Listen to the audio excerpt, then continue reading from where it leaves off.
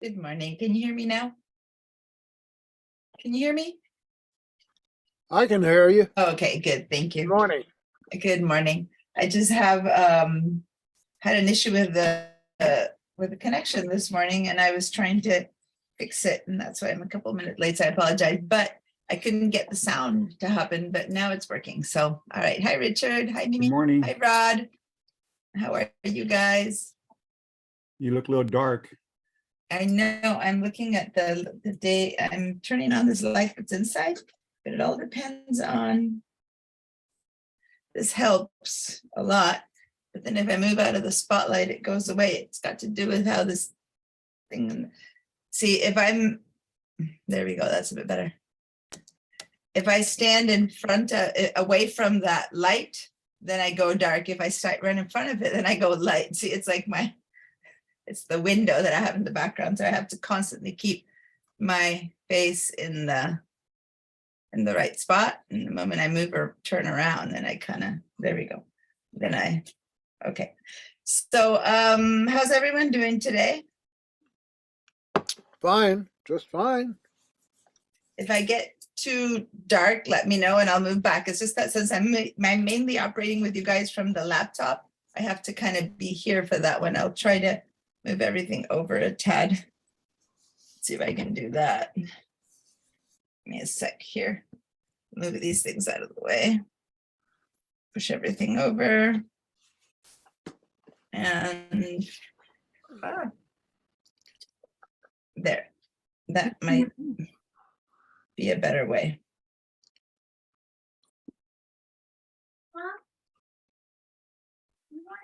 Okay.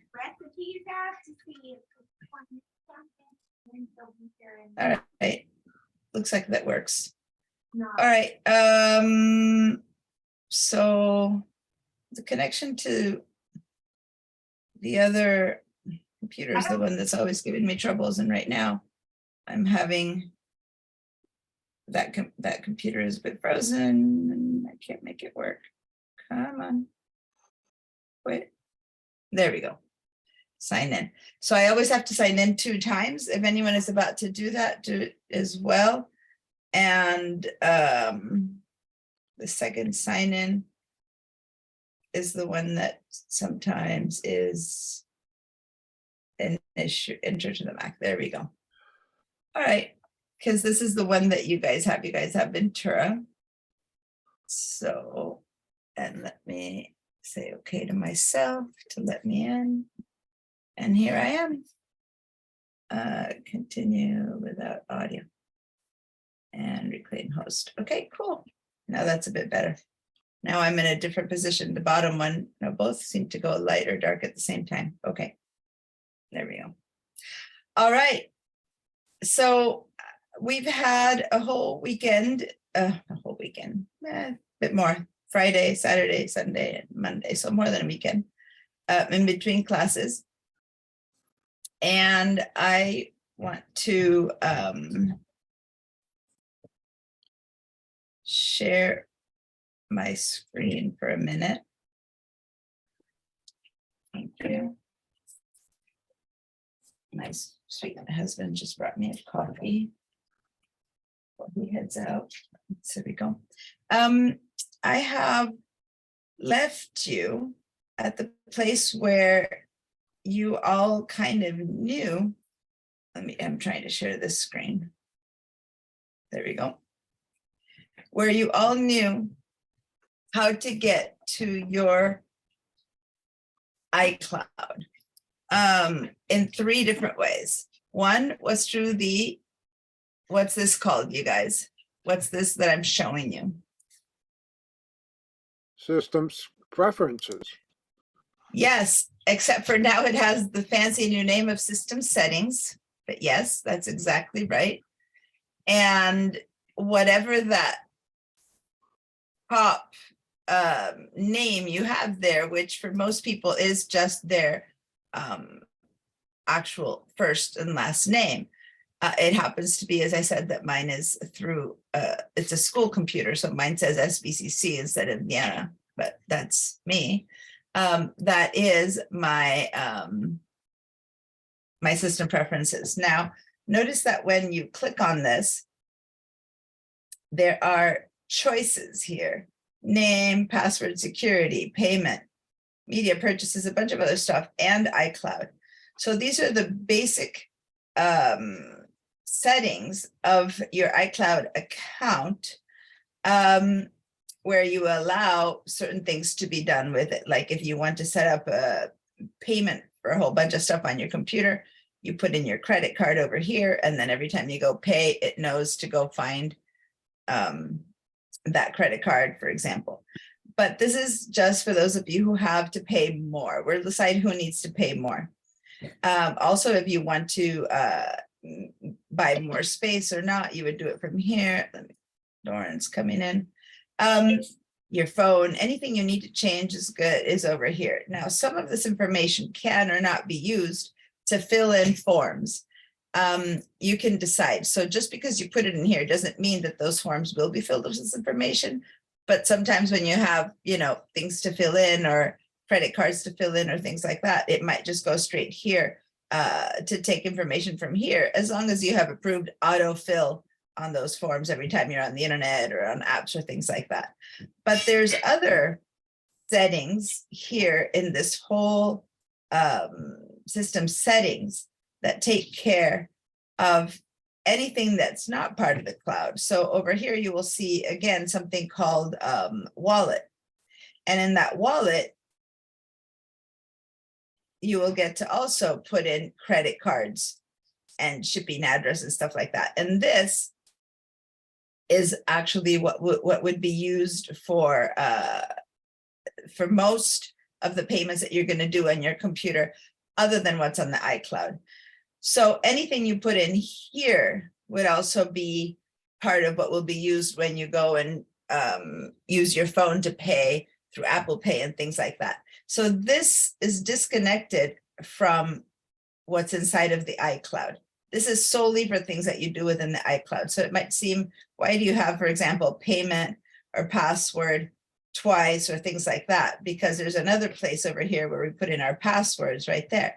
Because these are the passwords for your entire computer and system. This is the payment for anything you do. So every other piece that's in all of these settings is for the entire computer. What you do inside of this account is solely for your iCloud account. And we're going to distinguish when and what one is in the other. What's that? Did you say something? I just said, okay. Oh, got it. No, I didn't hear. I just heard the end. I thought you were trying to say something. So whenever we click on this, we don't, end up with all of these choices. But as soon as we click on iCloud, then we are solely inside of our OneCloud. One more time, you can either go back here to click on it and then back in here, or you can get out by going to this arrow. And that's going to be the same for all of these things. Say I go to Wi-Fi and I can just go and click on something else to go to notifications or go to here to go sound. But as soon as there's sub choices in here, for example, if I go into general and then I want to go into one of these, say if I go into about, then I'm like inside a sub area of general. I can back out by going to this little arrow and walking out. If I go into software update, and then I'm out, but I'm always in general. So these are like, anytime that there's an arrow over here, that means that I am going into another area, language and region, and then I make changes here and then I back out, okay? But if I don't want to back out, I can also go click again on general, and that brings me out to general. Now, the reason I'm pointing out this arrow is because that's the only way it works on the phone. On the phone, when you're in general and you click on any of these, then this isn't there. The whole page switches to general. And in order to get back, you need to always go to the top left to go back to these choices. Okay, so that arrow that here we have a choice to use or not is pretty crucial. So I'm going to pull up my phone right now, because that's the thing I did at the very last minute. I left you guys, I left you all with a quick share of my phone. And so I'm going to do that right now. Yolanda in. And here we go. Here's my phone. And so here I am in the exact same spot, but there are some things that are very specific to my phone, such as airplane mode and a couple of other things that my computer might not have. But other than that, it's a very similar suggestion. So here's the wallet and pay that I was showing you, or the passwords that I was showing you. But when I go into these, say I go into general now and I click on general, then see how I see my about software. I see all of them here. And the only way to get back out is by going to that arrow there that takes me back into here. Okay. So if I go into settings and screen time, I have to go back in there. If I go into notifications, then I have to go back in there. Okay. And sometimes you go in 2 or 3 times to things, and we're going to do some examples of that. So say that I go in here and then I have to go in again to about, right? And then I have to back out. I might need to click on general and then again on settings to get out, depending on how many times I went in. Okay. So that's just how we navigate the same tool in our phone and on the computer. Now, the difference, and I'm going to go back to my computer now. And by the way, hi, Yolanda, and hi, Doran. You just joined us. Let me make this bigger so that I can see everyone. There we go. So anyway, I was talking about where I had left you the other day. I had shown you a lot of the iCloud on the computer, and then we went to the iCloud.com, and then at the last minute I showed you the phone. So I was trying to switch back to show you a little bit how it works on the phone. Now on the iPad, on the other hand, those of you who have an iPad, it looks a bit more like this because there's more space on the iPad. So you still do have this sidebar and this one. So it's pretty much identical to what I'm showing you on the Mac if you're on an iPad, unless one of you mentioned you had an iPad mini. A mini iPad the other day, I believe maybe Mimi said that. I'm not sure. One of you guys said you had a mini iPad, in which case, if it's small, it might end up being also that you lose this one. So depending on the size of your screen, this might disappear or not. All right. So, and then the last, I'm just reviewing what we did last week before I start on continuing. And then the last thing we did last week is we opened up Safari. Oh, I'm got to share my new screen. There we go. We opened up Safari, and then we went to iCloud.com. And that way, iCloud.com. And here we were able to sign in to our account. And that's the place where we found all the information that's in certain apps. And today we're going to study more about which apps are the ones that show up here. Okay. And they're kind of giving us an idea here by the icons that are popping, which are the icons that show up here in the iCloud. And that's going to be important because as we talk about how to connect our phones and our computers to the iCloud or not, we're going to have to keep in mind what's the limitation of the iCloud, what does it or what does it not keep. Okay. So I'm going to keep that there.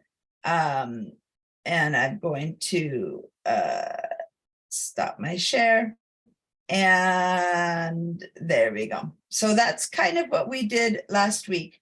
We also spent some time figuring out what was our system settings, and all of you, our operating system, and you all ended up being in Ventura. And we found that out by going up to the little apple, remember, and clicking on About This Mac. So we're going to do some more with that as well. Any questions at this point about those things that I'm talking about? The operating system, the way to connect with your system settings on your different devices to the cloud. And the last thing that we did, of course, I took you all the way over to the handouts, and I showed you how to access the handouts and how to access the class recordings. Was anyone not able to do any of all of that? Did anyone try to get to the handouts and couldn't? Did anyone try to do any of this and couldn't? Or is there any questions?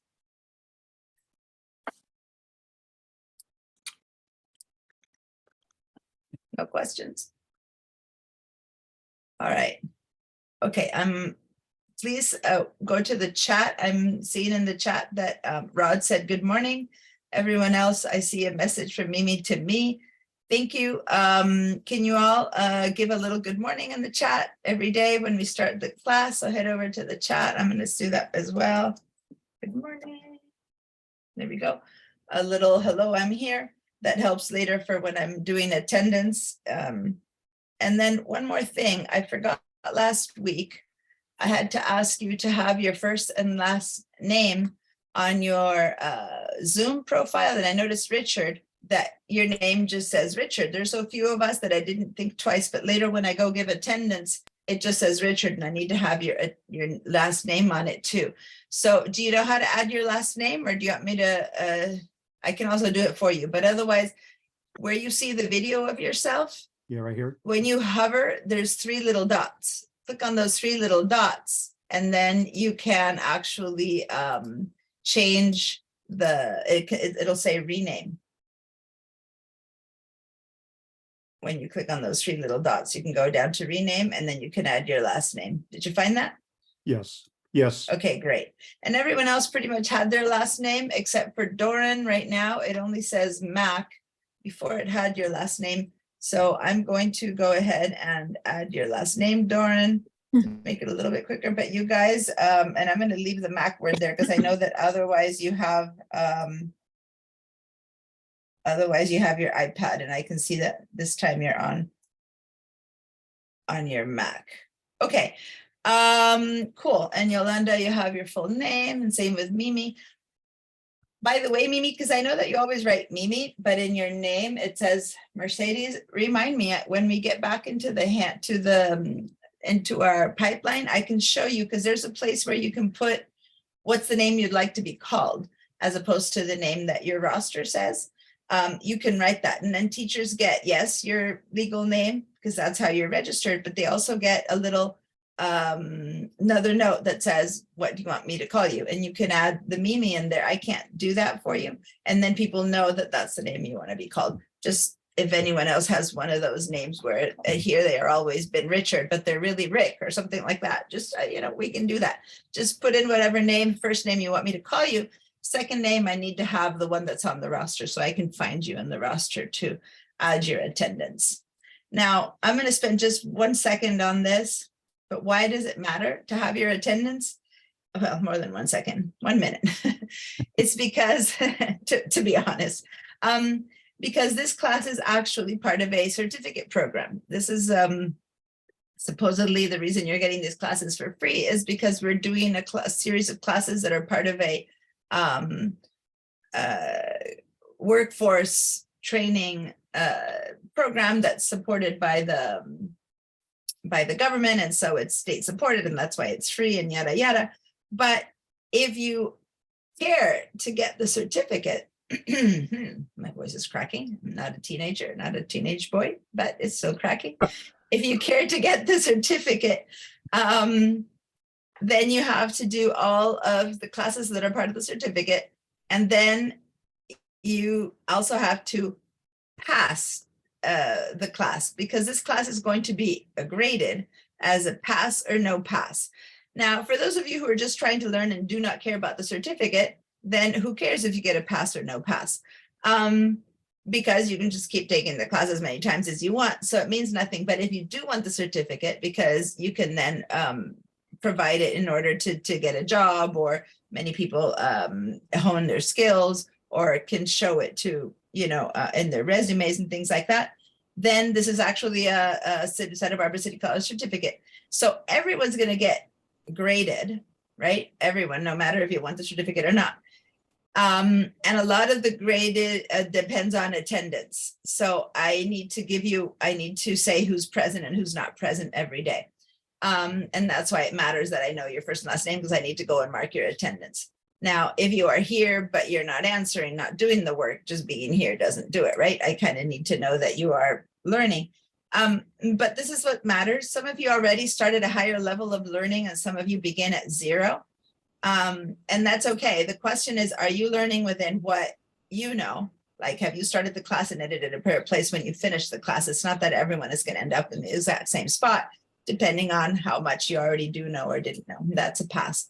But most importantly, if you are in class on Zoom, and I give you a present, an attendance that you were here, then the state reimburses us for your attendance, pays the school, and all is good. But if you don't come and you say, just watch the recording, for example, say, oh, I'm sick today, or I'm doing something today, I'm gonna watch the recording, then we cannot give you a yes to attendance, and then the government doesn't pay us for you for that day. And then you watch the recording and you think it's the same, but it's not, because then the school starts getting into debt, right? So if you're in a class and you can't make it all day and you have to leave for some reason or another, ideally try to come to at least part of it, even if it's a short time, because you're watching the recording, then I can still give you attendance. Now, if you watch the recording only without having been here at all, I can't officially say that you have been here. So it's not the same to just watch the recording and not come than to come. All right. So anyway, just wanted to remind you why being here, or at least showing up for part of the Zoom really matters. Some of you are traveling, it's summer, I totally understand that, but as long as you can even check in, because we have the recordings, we can still give you attendance. All right. That's the longer than 1 minute portion that I said I was going to take 1 minute to do, but there you go. I just wanted to make sure that you all knew about being present or attendance. Now, Yolanda has a good question there. Why do participants have guests after the names except for me? Well, Yolanda, in the participants column, she turned on the participants column, everyone is a guest to me except for myself, and the same for everyone else. Yourself, for the person who is there, is not a guest. So for Richard, his doesn't say guest, but yours say guest. Okay, so if you look under the participants under the chat, you'll see that it says, which is what she's looking at, and this is about Zoom, not about Mac or anything. It says guest for everyone else, but for herself, she doesn't see that. Well, that's because she's herself. Okay. If you are Doran, you see everyone else's guest, including you, Yolanda, except for herself, except for himself, and so on and so forth. Okay, so that's just because it's your person. Same when you are in the chat, and then you say, good morning. When you say it, everyone else sees that it's from you.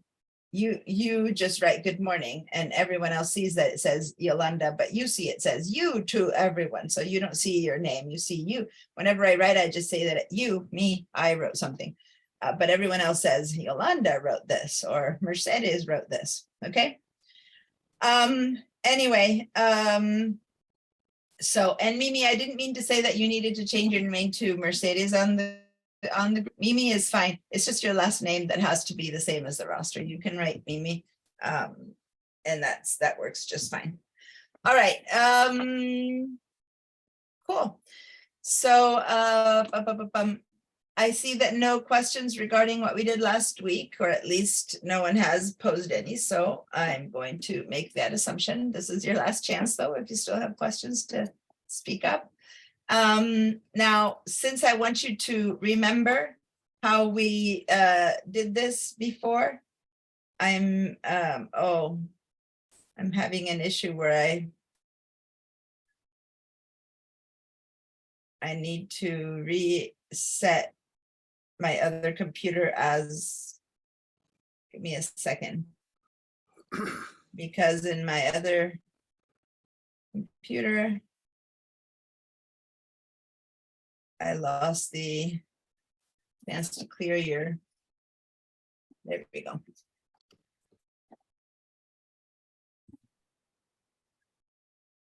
I need to, there we go. That's all. I had to give myself a host. Since I have two computers, one of them considers me a participant and the other one the host, and I had to change that so I could use this one. All right. I want everyone to practice again the non-verbal feedbacks, which was the yes and the no and the raised hands. So if you don't have a question for me right now, before I start, give me a no. Give me a red check mark for no to make sure everyone knows where it is and how to access it. And then we'll continue with today's lesson That be in the reactions? in the reactions. Yes. Mhm. Go find the reactions and give me a little red check mark, or not check mark, a red X. I do have I have a question here. Mhm. Looking on my screen here, up on the right-hand corner, I have a little sign that says sign in. Sign in on the Zoom. Yes.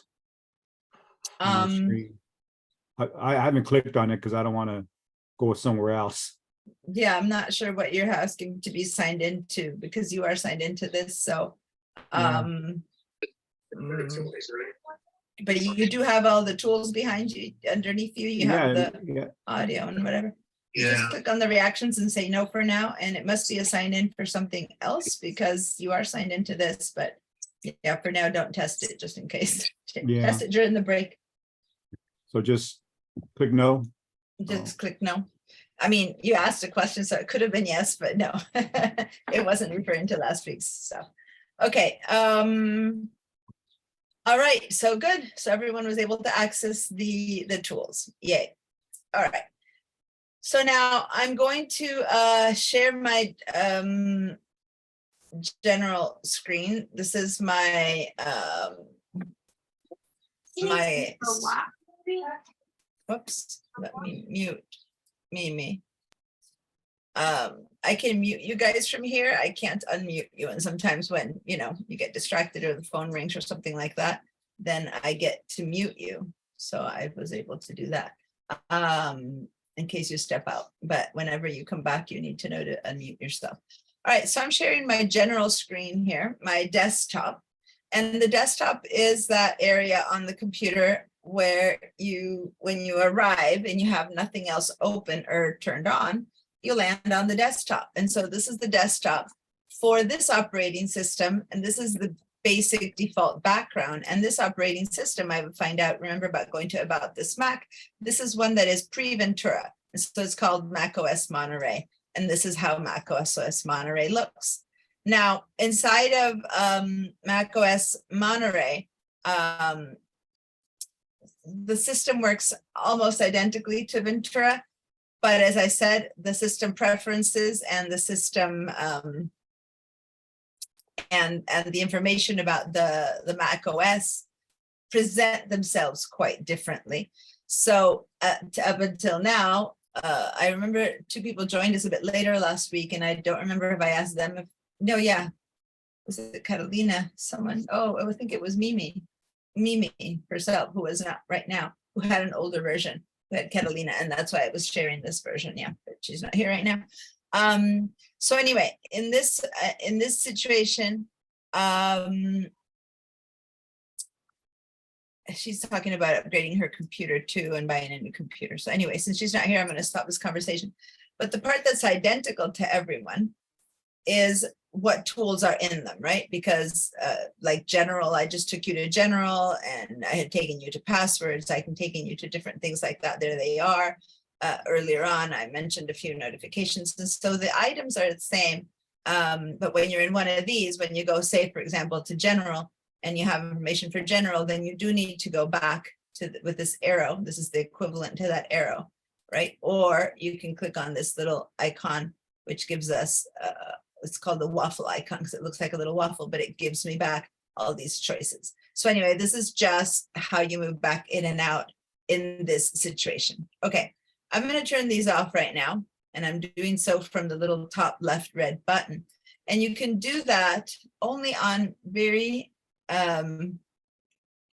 specific programs on the Mac. And that's one of the things that we're going to learn today. When I click on System Preferences and this opens up, this has only one window. When I go into something, the window changes and I go back out. And when I go into this one, this window changes and I go back out. So there's really only one window. It replaces itself. Every time I click on something, it replaces that main page with something else and it goes back out. So there is no other windows available in this program Thus, this is one of the few programs that I can close by turning off the program by clicking on this little red X at the top left. A lot of people think that's always the way to get out of programs. And I'm going to show you now that that's not the way. So I'm going to open that again, because that's like 99% of you go, really, that's not the way it's working. Well, it works on just a small number of programs. And notice that this says system preferences. And the moment I open it up, that up there says system preference. Next to the apple, when I say that up there, I mean right to the right of the apple, it says system preferences. When I close it, it disappears. When I open system preferences, and it's my active program, so to say, this says system preferences. Then if I were to click away from this window and make something else active, see these little colorful dots right here? This thing is black. Look what happens if I now click right here. I'm about to go click, and I did. I clicked on the desktop. What happened to my system preferences window? It went blank. Or It kind of went gray, right? It's Over gray, there here, you the go. colors disappeared. Everything else is kind of the same, but the top bar is our reference went gray. And in fact, if I hover over it, I get a little bit of color, but other than that, it's gray. Most importantly, what happened up here? Diana, Yes, I'm sorry, I got distracted. When you say system preferences, is that the Mhm. same in Ventura system setting? yes, it's exactly the same. Maybe I should do this demo from Ventura since most of you have Ventura. I'm going to stop this and do it right here again. So there you go. Good point. Let me share my entire window from here. And so here now what I have is my system settings, okay? And then up here, when I have system settings open, it says system settings. Now I'm going to click on the desktop here, which is equivalent of what I just did. Boom, I clicked on the desktop. And see what happened to system settings is that the top row, okay, that's the row that matters, the title bar, so to say, that's up here, went gray. As opposed to if I click on it, just all I did was click on it, and see how now it's got bright colors on the 3 dots, and this is back to being black. I'm going to do it again. Click on the desktop, click on system settings. So I deactivate it and I activate it. Now, what's really happening up here, notice, is that when this is active and colorful, let's say, it says system settings. When I click on the desktop, it doesn't say system settings anymore. It says Finder. Finder is the word for the desktop. software word for our desktop. Our desktop is running a software called the Finder to help us find things, okay? So that's why I am activating the Finder by clicking on the desktop. I am activating system settings by clicking on system settings. And that's why next to the apple, you will always see what is the active program. Now, this is important because now as we start opening other things, it'll become slightly more complicated. And so I want you to be sure to understand that in order for a program to be the one that's the foreground, so to say, the important one, it needs to have its title bar dark, its little dots need to be colorful, and its name needs to be right by the apple. So right now, is system settings my active program? Fine. no, It's not. You're right. System settings right now is not my active program. If I'm going to close your feedback for when I need it. If I click on it, is now system settings my active application or program or software? It's all the same meaning. yes, Yes, it is. Okay. And it's as simple as looking at the colorful nature of it, the top line, and the name by the apple. Now, I mentioned that this is not the way to close most programs, but it is the way to close simple programs that have only one possible window available. And as I showed you, when I move through these, all these changes to another window, but I never get a separate window. If a window is simple like this one, then I can close it by clicking on this red dot and see how the name disappears from the top bar. So that is actually closed. And most importantly, I'm going to go down to the bottom dock. And I will see that under the icon for system settings, there is no black dot. On the other hand, under Zoom, I have a black dot, but I do not have one under system settings. That means system settings is turned off. Zoom, by having a little black dot, it is turned on. I'm going to click on system settings again. And this is the last way to know that it's open. I have it open and I see a black dot now. You see that? But the thing is that black dot doesn't tell us if it's the active program, because if I click on the desktop right now, right here, boom, that actually activates my Finder, but the program is still on. The Safari is still on, but my Safari is nowhere to be seen. Let me close the, I just turned off the system settings and see how now it's completely closed. By closing that window, I closed the program. But here I have Safari. Safari is open. I can see it's open. Why? Because I have a little dot. That's the only reason I know it's open. But do I see a Safari window anywhere? No. No, and it's not because I have another monitor or anything. I have Safari open, but I have the window minimized. If I click now on the word Safari, it pops up again, and it was always open. It wasn't closed. It was minimized, and that's this little minus sign that's right there. When I click on that little 3 dots, right, the middle, the yellow one, I minimize it. It kind of deposited itself right here. There it is. It says iCloud. If I open it again, that's the window that I minimized. It went and did whoop, and it hiding right next to the trash. But it's not closed. It's just kind of hiding. Imagine that you're working on something, you have your desk open, and then someone arrives and says, oh, can we talk about this other thing? And you go, sure. You move what you're working on to the side, of your desk, and you pull out the new papers. And that's what this is all about. You're not trying to leave this. You're just trying to move it over for a little bit, because when you're done, you can just pick it up again, either all the way from here. And I'm going to go minimize it again, or I can just go back to the icon and click on it and it'll pop up again. Please do that. Open your Safari, and it doesn't matter what page you're on, whatever page it's on, leave it there. The important thing is to learn to minimize and then pull it up again by clicking on the icon Safari. And once you minimize, you'll see that it still says Safari up here. So it's possible for it to say Safari if it's not there, as long as you just minimized it and didn't click on anything yet. Now, if I immediately now click on the desktop, which I just did, now it says Finder again. Okay, so Safari I know is open by only one reason, because of that dot.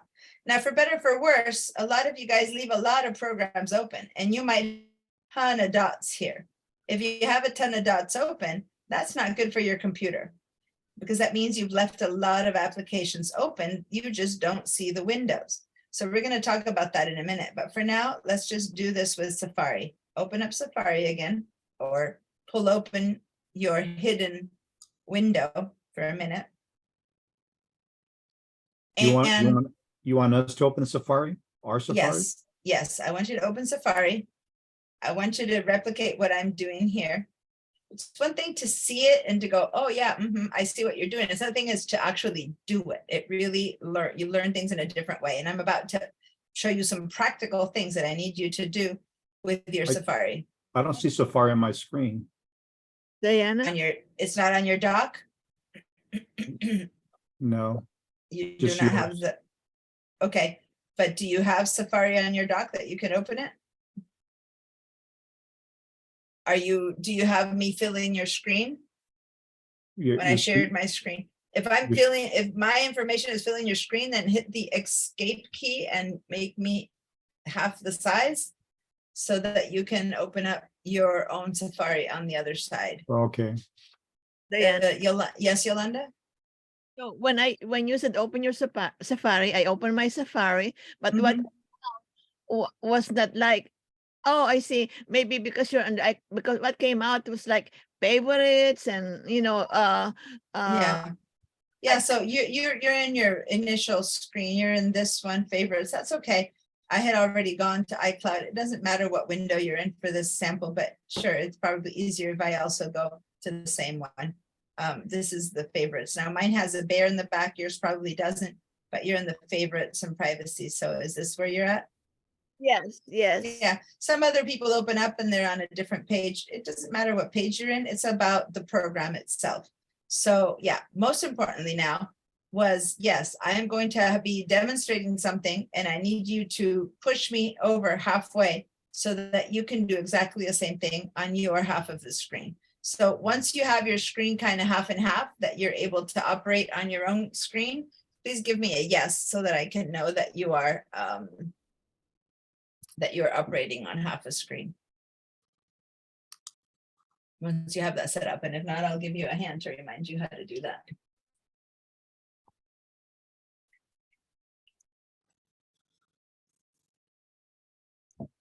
So, Doran, you have your other computer, so you're fine. Yolanda and Rod said yes. Richard, how's it going with you? I'm getting there.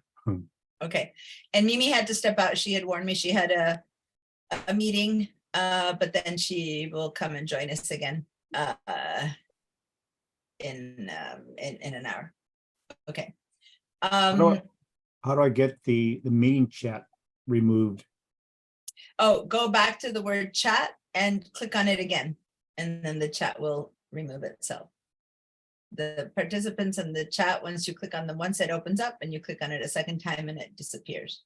Did that work? At the bottom?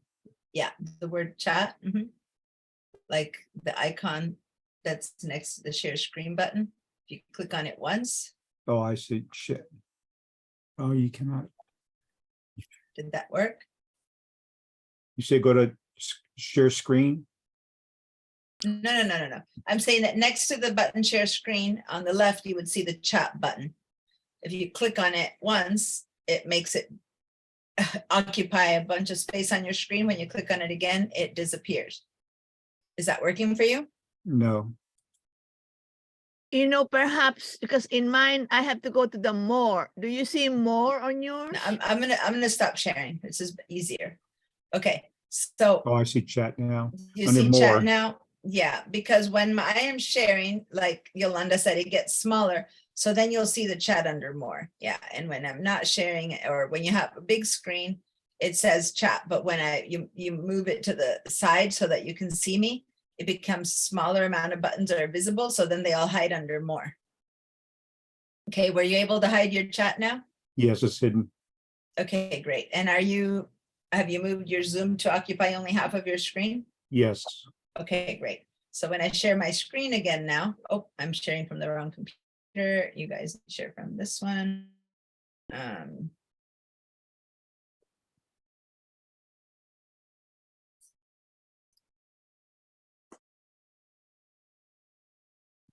we go. And there we go. Now I'm sharing this screen. Okay. So so now on your own screen, please open Safari. So now you should have me on the one side demonstrating this and you on the other side demonstrating your own. If that's how you have it set up, then give me a yes. Like I'm going to clear your feedback again. So give me a yes if you're all set up with your samples and my sample. And now the reason I'm having you give me a yes again right now is purposeful. I'm not being mean, but I'm trying to make sure that when I share my screen, you still find your chat or your reactions, because they might be hidden under the three buttons again, the three dots, or it might be visible. So can you give me a yes, which is a little bit harder when I am demoing. Doran, yeah, Doran, you don't need to put half and half your screen, although you said no, because you have your iPad that you're watching in on one, and then your computer on the other. So you can have your full screen used without having to share half and half. Okay. How do I give you? I think I lost it. What do I? Okay, so give me a second here because I'm talking to Doran who asked me, Doran, don't disconnect from your MacBook. Doran asked how to disconnect his MacBook so he can work on the MacBook. What you need to do on your MacBook, Doran, is you have to minimize the Zoom, because if you run into trouble and need help, I need your MacBook to also be connected to Zoom. So can you go ahead and to Zoom, do that same thing I just said, go to that little yellow spot and yeah, and minimize it. Perfect, right? And there you go. You give me a thumbs up. That means you did it. Great. So now back to Richard. Richard, I apologize. What was your question? I'm trying to give you a yes, but I think I lost. Oh, okay. So now when I share my screen, yeah, it's a bit harder to see where the tools are, right? So can you need to hover or click on the Zoom so that the Zoom is active, right? And then once Zoom is active again, did the buttons appear for you, or did the more appear for you? No. What do you see when you see my Safari and my desktop background? What do you just see that and no black around it? On my screen, Mhm. I don't see anything. You're seeing me with my sample, right? Yes, I see you. Okay, so on the bottom of where you see me, that is all around the window where you see me, isn't there some black around it?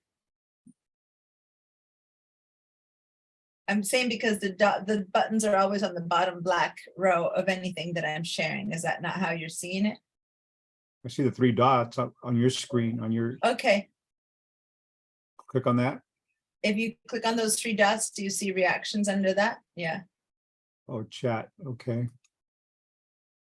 Oh, no. You just see the chat, and then the smiley face is not nowhere to be seen now. You guys who are having the same screen that he does, where do you see your reactions button, Yolanda?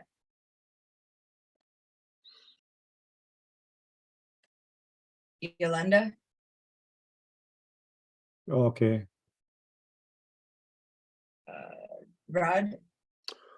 I see it right underneath your desktop. Okay, I so see it. then if you see Okay, it I'm now? there. Oh, perfect, good.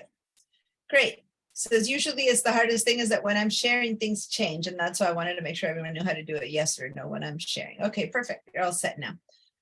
All right, so let me clear your feedback, and now we're heading back to this screen. So here we go. All right, so back to my example. As everyone opens Safari, and again, it doesn't matter what you're seeing here, it's just a Safari window. Then you should see that down in the dock, Safari has a little dot. Yeah. Now, Safari right now is active, it's colorful, and up here it says Safari. Now I'm going to click on my desktop, and that's when my Safari buttons, so to say, go gray, and it says Finder now. Does that make sense? Is that working for you guys on your own screens now? I got Zoom. Yeah, so if you'll always have Zoom because Zoom is constantly on because it's the app that's showing us to each other. But other than that, you should have your own Safari open and your own desktop that you can click on. And then up here, when you click on your own desktop, it should say Finder. So click on your desktop, whatever image you have on your desktop, which is your Finder. And then do you see Finder next to the apple?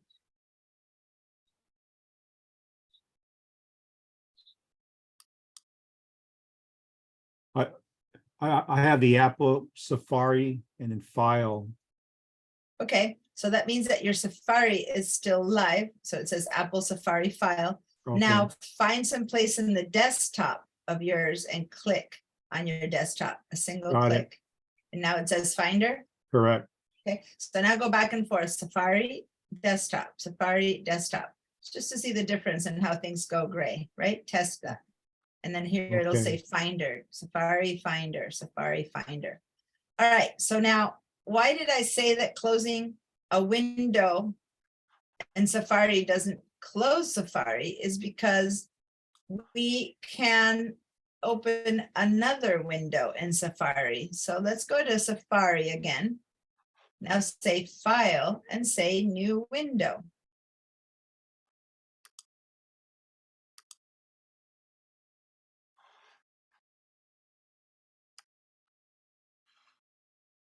Now I have two windows in Safari. You see, I have one and two Safari windows. Does everyone have two Safari windows now? Yes. Now, on one, I could be going to the Apple store, for example. I don't know. And another one, I could be going to Google. I'm just showing. So I can be having two different windows open. I could even be having a third window open, a new window. And in this window, I could be going to the Weather Channel. Now, this is not the most efficient way to use Safari or Chrome or anything, but people can have many windows open, right? And see how it gets really confusing as to where things are. But this is the thing. Imagine that you are in Excel and you're working on 3 different documents on your finances, or you're in Word and you're writing 3 different reports or letters. It's very typical to have more than one window open inside of a same application. So in Safari now I have 3 windows open. So if I do that, if I have 3 windows open, or 4 documents in Word or in, then look what happens. If I close this by going to the red dot, Safari didn't close, just that window closed. Does that make sense? And that's why it still says Safari, which is why I'm saying closing a program on a Windows machine. If you were in the Windows computer before, yes, clicking on the red dot closes the entire program, but on the Mac, all it does is close that one active window. So I'm going to close this window again, and Safari is still open in another window. Everyone, now I'm going to close this final window, which you would think then the program will close like it did with settings, but no. As long as the program is able to open new windows under File, then if I close this window, I have no windows open, but Safari is still not closed. In fact, I know it's not closed because see how here it still has a dot? This is why you can have many dots over here and still not see those applications because you've just closed their windows. But that program is still taking up resources and making your computer work double or triple as hard if all those programs are open. So now if I want to click on Safari, another window will open, but it had never closed, right? So when I close this, I don't close the program. So let's open a new window in Safari. And how do I actually close that program? How do I actually get rid of the program so that I don't have it running if I don't need it? I actually need to go to that word Safari and then quit Safari. Quit is what we use on the Mac. Quit Safari. If you like shortcuts, the shortcut would be Command Q. And I like doing that. I like holding my Command Q on my keyboard, which is next to the space bar, and hitting the Q so to quit programs. But other than that, you can go to Safari, quit Safari. When you quit Safari, now look, Safari has no dot and it is completely turned off. Let's click on Safari again. Now Safari is open. See the dot right down here? But if I close this window, Safari is still open. So I need to quit. Another way to quit would be to come to the icon and click and here. That's another way to quit the program. See how it quit? So when you have a window open and you don't want it, you can right click. Does everyone know how to right click? On an iPad, on a touchpad, on a Mac that has a touchpad, you quit by putting 2 fingers 2 fingers down on your pad and at the same time, like, and that activates the right click. And then this menu pops up and then you quit. How do you do that now? Okay, so when you open a program, if you have a mouse, it's the right button click. Do you have a touchpad? Oh, Richard, or a okay, I mouse? see it. I just have to hold it down. Yeah, two fingers click. And then that gives you this little Got it. menu, and then you quit. Now go across the board and any other place where you have the dot, except for Zoom. Go ahead and right click and quit, right click and quit to get rid of anything that's open that you didn't even know or weren't even aware that's open, because anything that's open will use up your computer resources and you should only have open that which you are using. Now, sometimes you leave something open, as I said, because you're working on it and you'll come back to it. That's fine, but then you're aware that it's open. You're working on a report, on a letter, you're in Word, you're in Pages, but when you're done, oops, I didn't mean to open Apple TV. I'll go Apple TV and quit TV. So then you will have a clean bar that will only have Zoom, and one more thing will always be there, which is Finder. The Finder will always have a dot on it because the Finder is what runs the computer. It's the application that you see when you open up the computer. So this will always be open no matter what. It'll never be turned off. Even if everything else is turned off, and when the class is over, Zoom is turned off, the one that will always have a dot is the Finder. Hmm. Okay? Okay. Is that working for everyone? All right, cool. So Doran, is that working for you? Because Doran had a question, how can you clean your Mac screen? So Doran can work with the class. So my screen is taking over your whole screen still at this point, Doran? Is that so?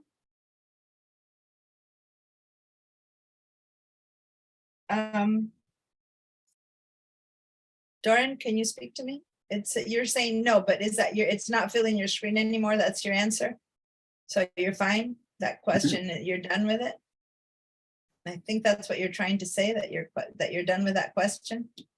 Okay, I'm gonna take that as that you don't have that question anymore.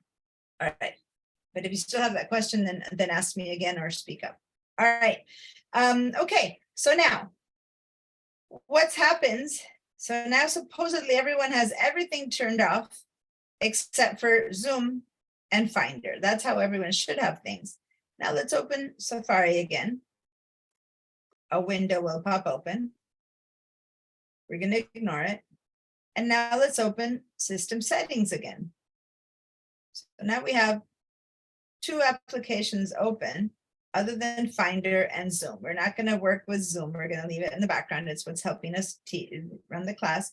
And we have Finder, which is always running. But we have 2 more. We have a window for System Settings, and which is this one. And we have a window for Safari, which is this one. Now notice what I'm doing. I'm able to see a portion of each window. And I can go from Safari to System Settings, but System Settings is much smaller.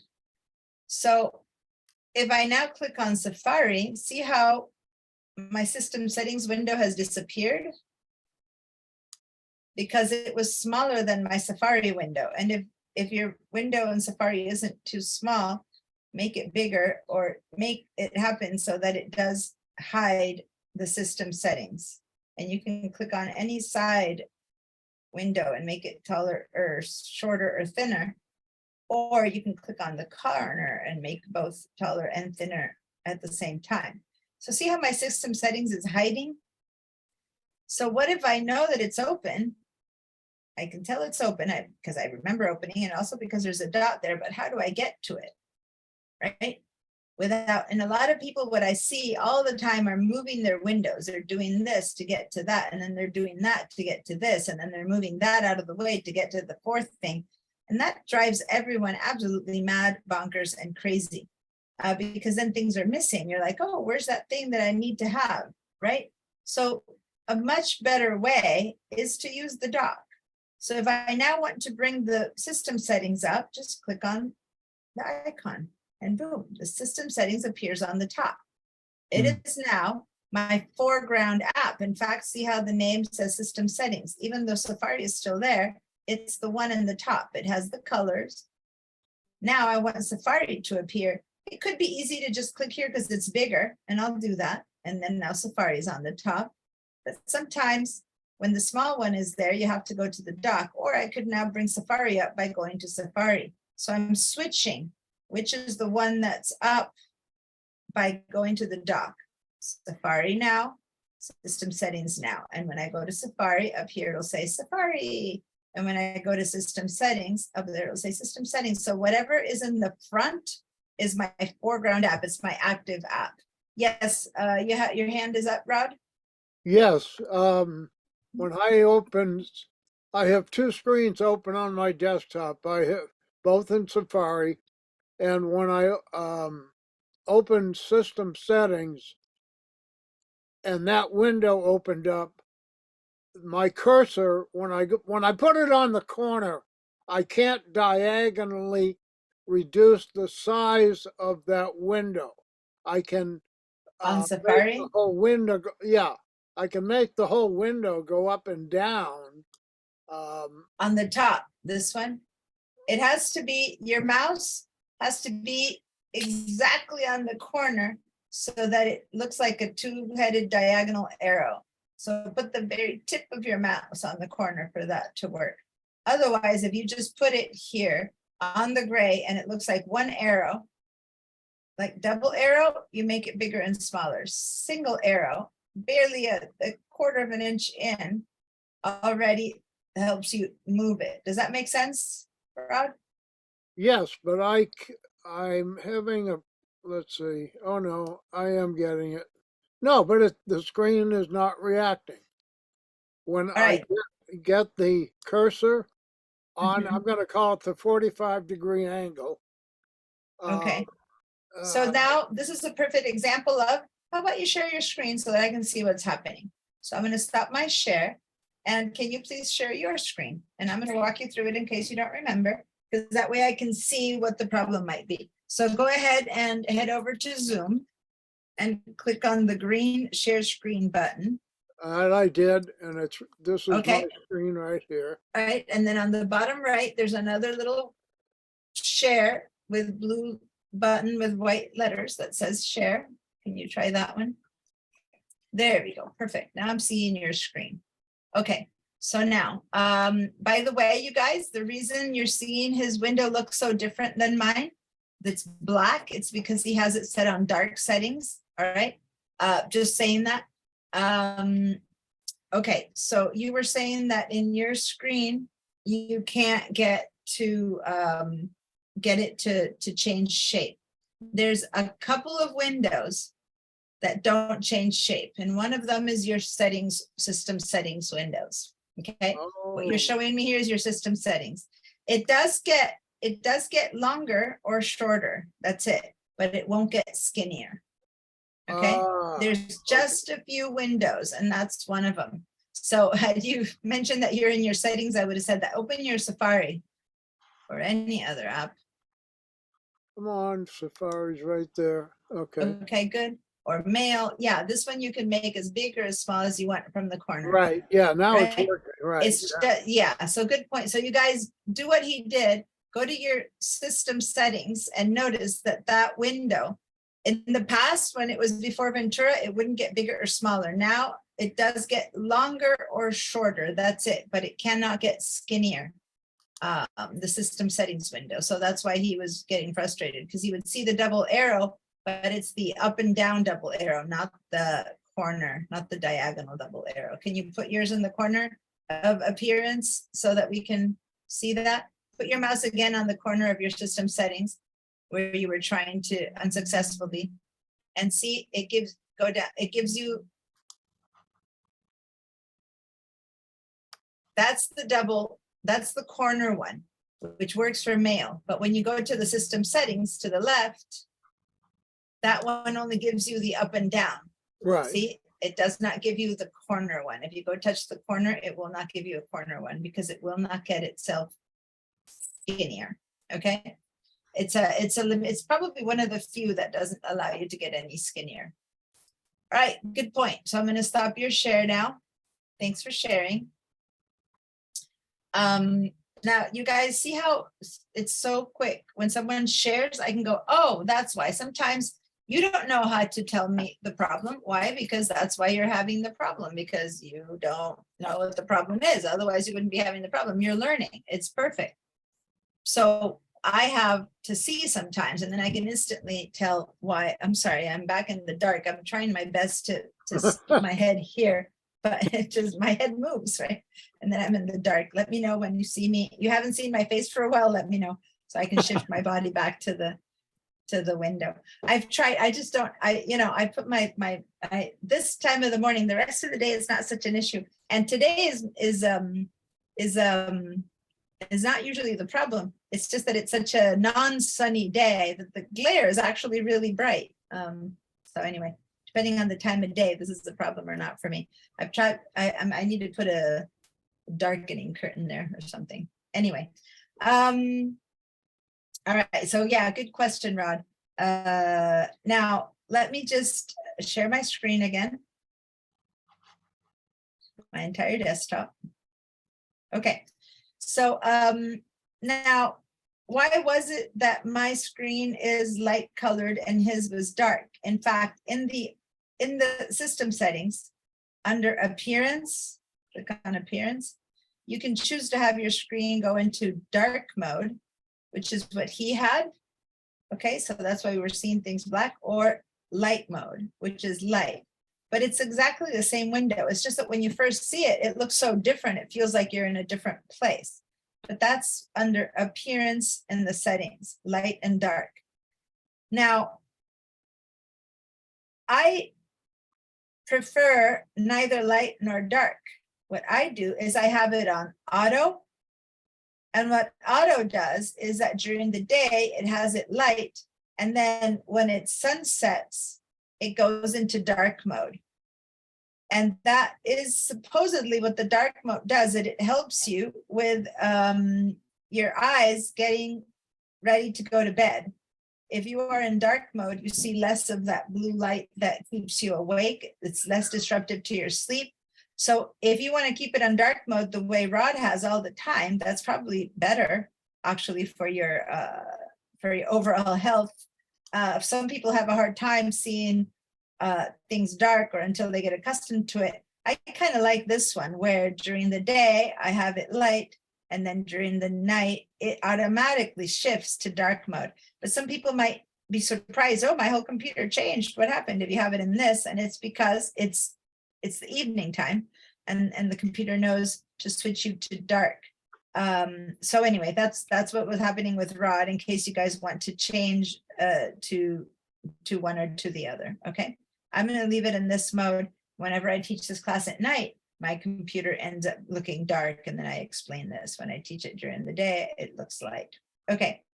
All right. So basically, I was just showing you how when you have multiple windows and one of them is bigger than another, then the easiest way to find what's hiding, instead of starting to drag everything all over the place, is just to go to the dock and click on it and make it become the most forward window. Now, why does this matter, the window conversation?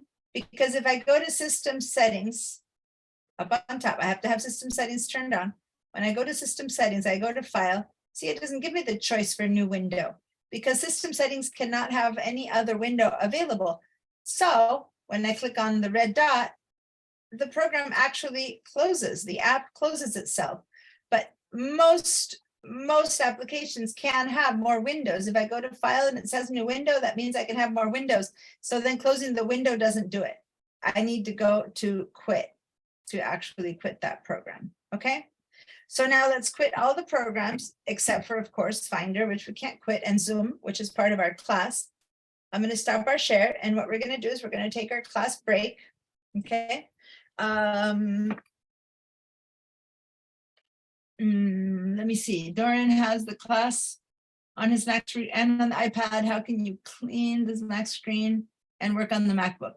Okay, so Doran, here's, Yes, yeah, so what you need to do is you need to grab your Zoom window and make it really, really, really small. Like the Zoom window that you have on your Mac, go to the corner, like let me share my screen again. Let me share my screen one more time.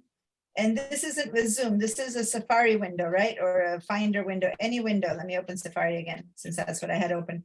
You can grab your window that has me on your Mac and make me really, really small, like as small as you can, like from the corners on your window.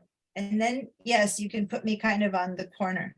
That's how you would get your window small. Or on Zoom, what you can also do to the window that shows me, you can click on this little yellow minimize and put me out to the corner on your Mac. Okay. And then that minimizes me. Those are two ways you can make it small for your Mac. Does that make sense? yes, Did that work? work. Is your Mac now available to be used? Can you minimize Zoom by going to on Zoom, going to the yellow dot and just minimizing Zoom? Does that work? I'm gonna I stop my share. minimize it. You I minimized it. minimize it. So now you have your Mac available to work on, yeah? Yep, Okay, cool. okay, it works. Perfect. All right. So now I'm going to write in the chat. We're going to do a 15-minute break. So we're going to be back by 10:30 a.m. Oh, I wrote QM. 30 a.m. from your break. Okay. So I'll see you guys in 15 minutes. I'm going to mute you all so you can make all the noise you want. And then, but you can leave your computer running and I will see you back in 15 minutes. Bye.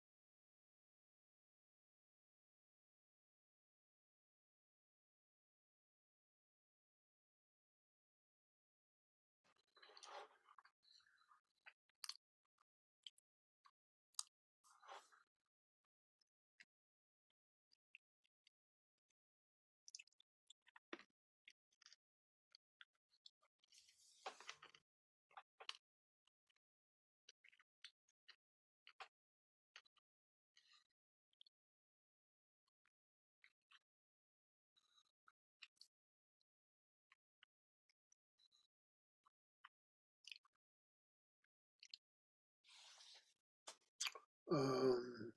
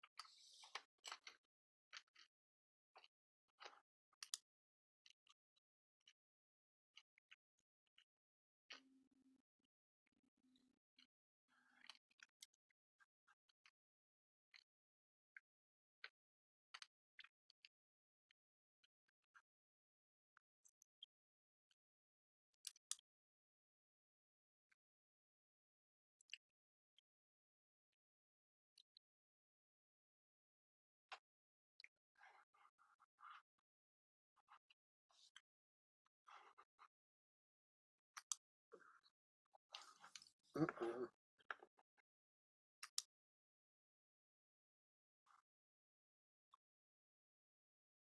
Oh,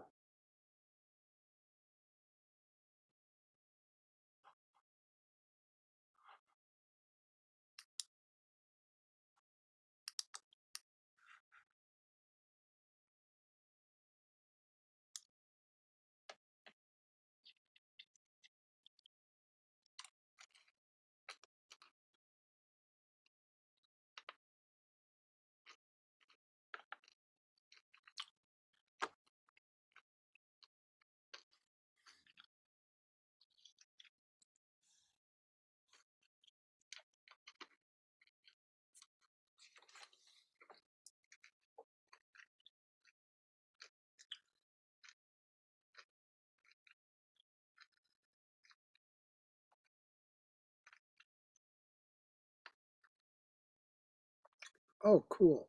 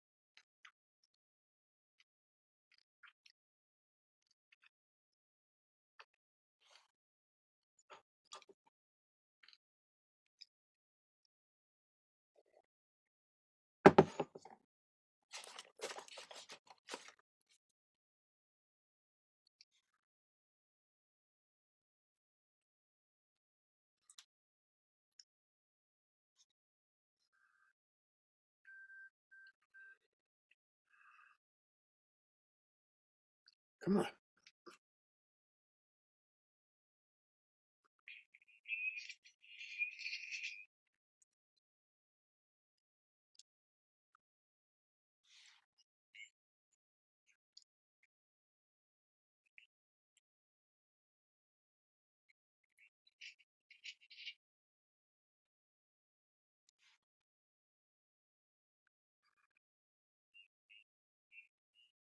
Come on. Come on.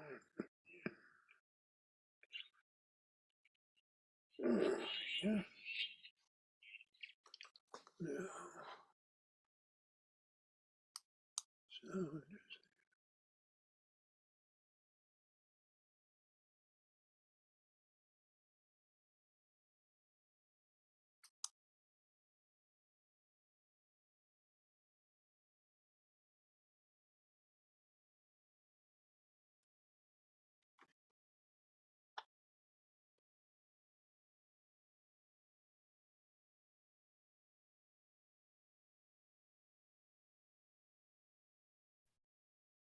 Hi there. Oh, hi, Mimi. Glad to see you're back. hello. All right. Hey, everyone. Give me signs of life. I guess everyone's there except for I can't see if Doran's there. All right. Hold again. Everyone in this house decides that leaving every single door and window and open to the outdoors is a great idea on a cold day like today. And I walk around frozen. Anyway. Okay, got it. I see your message, Richard, and cool. All right. So, Mimi, just to catch you up, we were talking about different ways to keep our applications in the foreground, current, so to say, and how to close or quit, in the words of Mac, how to quit any applications that we don't need. Now, on a real quick share, I try to show always what the equivalent thing is on a phone. So pick up your phones and on your phones, when you have a lot of applications open, the same thing can happen. So I'm going to tap and open, for example, my Photos app, and I'm going to open that one. Then in order to go back to my home screen, depending on what phone you have, if it's much older, you'll have a button that you need to double click. Otherwise, you can put your finger here at the bottom and kind of slide it upwards, and then you can open something else. So I'm going to open the clock, and then I'm going to open something else. I'm going to slide it open. I'm going to open my settings. Okay, so now I know that I have at least 4 different or 3 different things open. So how do I see all those open applications? Just like we saw all those open applications on the dock by seeing little black dots on them. I can do that if I now push up, like just kind of pull up a little bit. Let me do that again. Just pull up from the bottom of my screen up a little bit. Then I can see, I can slide through like a stack of cards, all my open applications. Some of you might discover that you have like 85 things open that you've never thought of closing. And the same with your iPad. Okay, so grab your phones. I want to make sure that I see you guys like looking at your phones and doing this.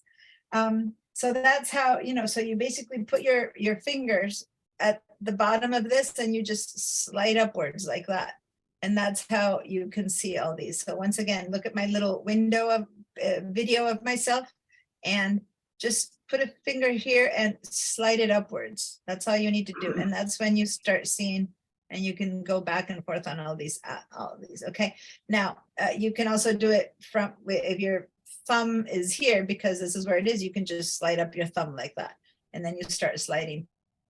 Okay, and then again, if your phone has 2,500 things open, how to close these would be to just grab the ones you don't want and push them upwards. Like if I grab this one and I pull it up like that, boom, I get rid of it, it closes. Boom, I grab this one, I pull it up and I get rid of it.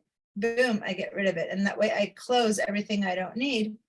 and I'm left only with the system preferences. If I go up now, I have only the system preferences open. And then when I need to open something else, I can open something else, and I'll open photos again, and I pull up. Now I have two things open. Okay, so a lot of people have never noticed that they have everything open at the same time. If you have a new phone with a lot of space, it matters less. The more things you have open, the older your phone gets, the less space you have, the more that helps bad things from not happening. Yes, Mimi?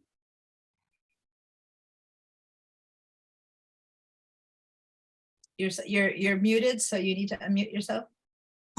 So will that make your phone work slower and also use up the battery quicker with those open? If you have all those things open, yes. Mhm. It uses up your battery because it needs to keep those updated and it's slower.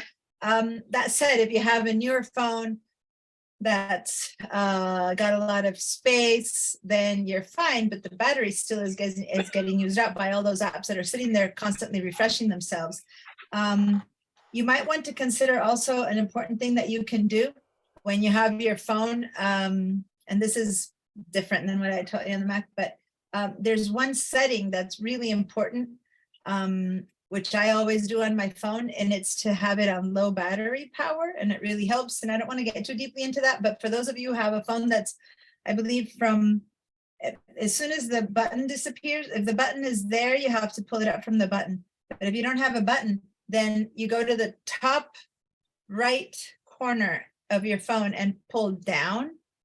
You get this little control panel, and I have added a button here, a button that tells me that I can use low battery power, and I've added that. It's down here, and when I click on it, it switches to low power mode on. Oh. So I'm going to turn this one on and off, but I'm going to tell you later how to remind me when I get to that, how to put this button in here, and that helps you turn it on. But let me show you how to do it. Let's go to system settings again, and then over here, when you go up and down, you need to go to the regular settings up on top, and then down here is something called the control center. Whoops, my other phone is looking at me.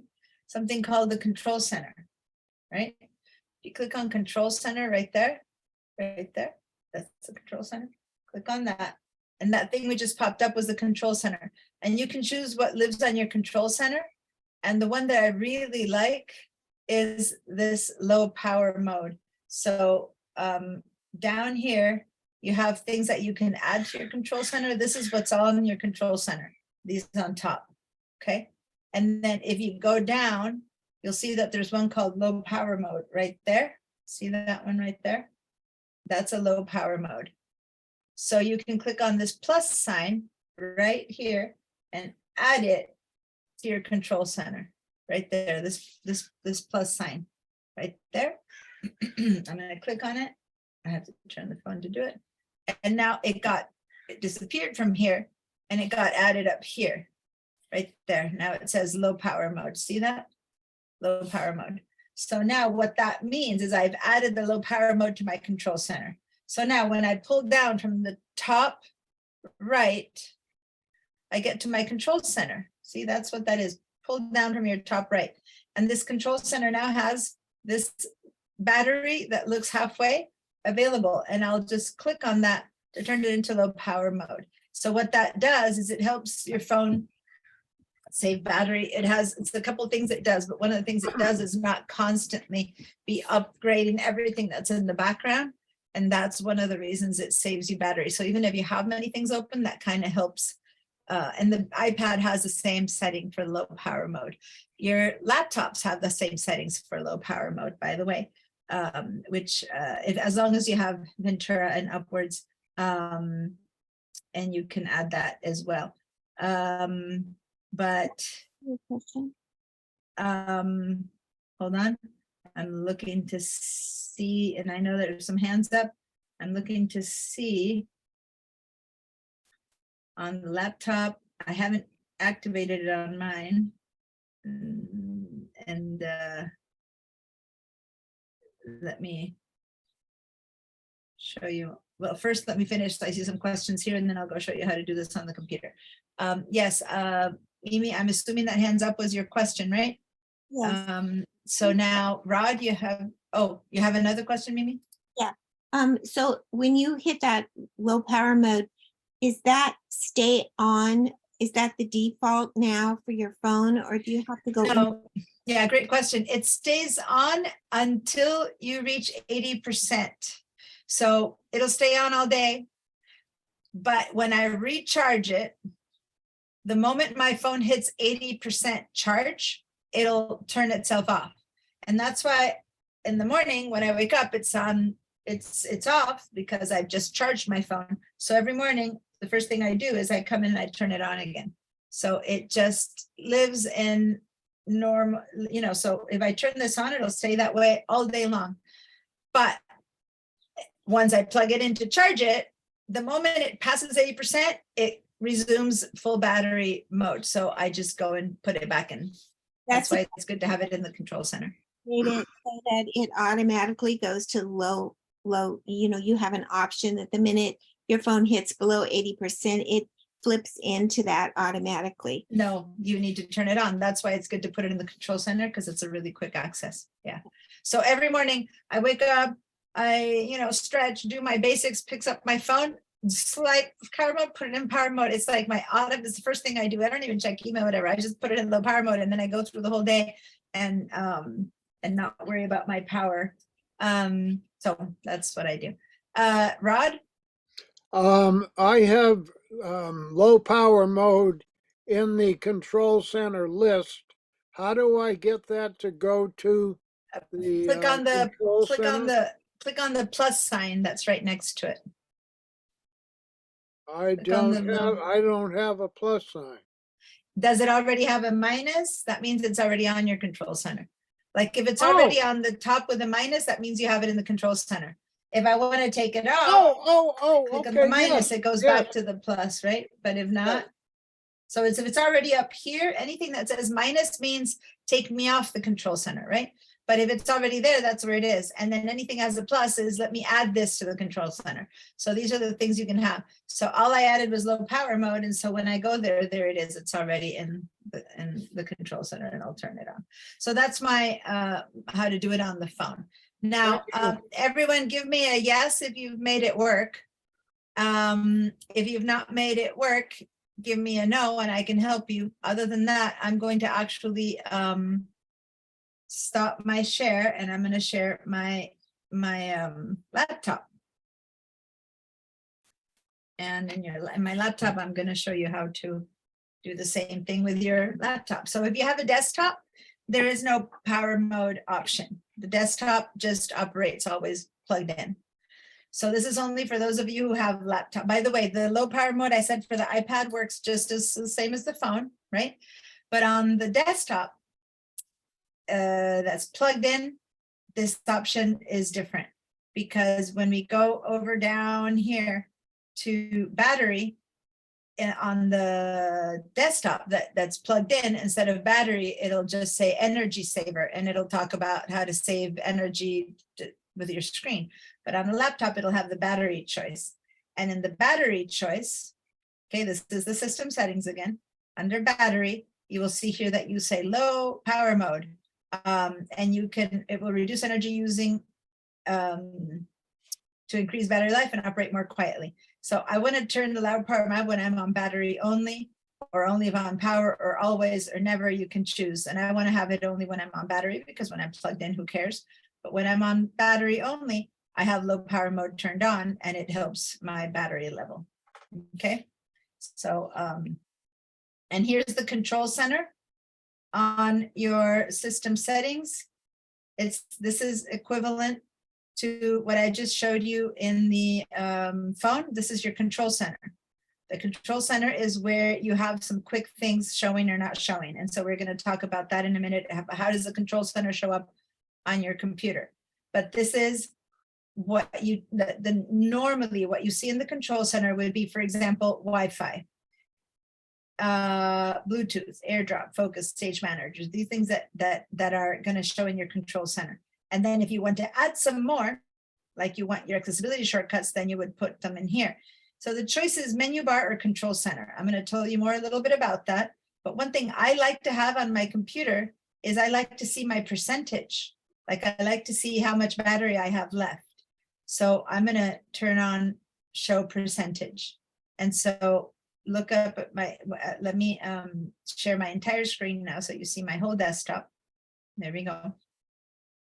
And up here at the top, there's the menu bar. And that is the control center. So see this little icon there? That little icon that has like two sliders for on and off. That's the control center. And this is the icon for the control center on the menu bar. So this top bar that I showed you about the system settings in the Apple, on the far right is where I have different things that I can turn on and off. And you might have the same ones as me on or different ones in me on. Most of the times what you'll have up is different is depending on what you've turned on. But one of the things that I have is my battery percentage there. Now it's showing me a Lightning. That means it's plugged in. When I teach, I have it plugged in. But now I'm going to say show in menu bar. See, that's show in menu bar. So it's showing there.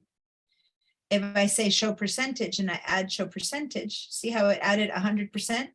That wasn't there before. I'll turn this off and it doesn't say percentage. It just shows me a little icon.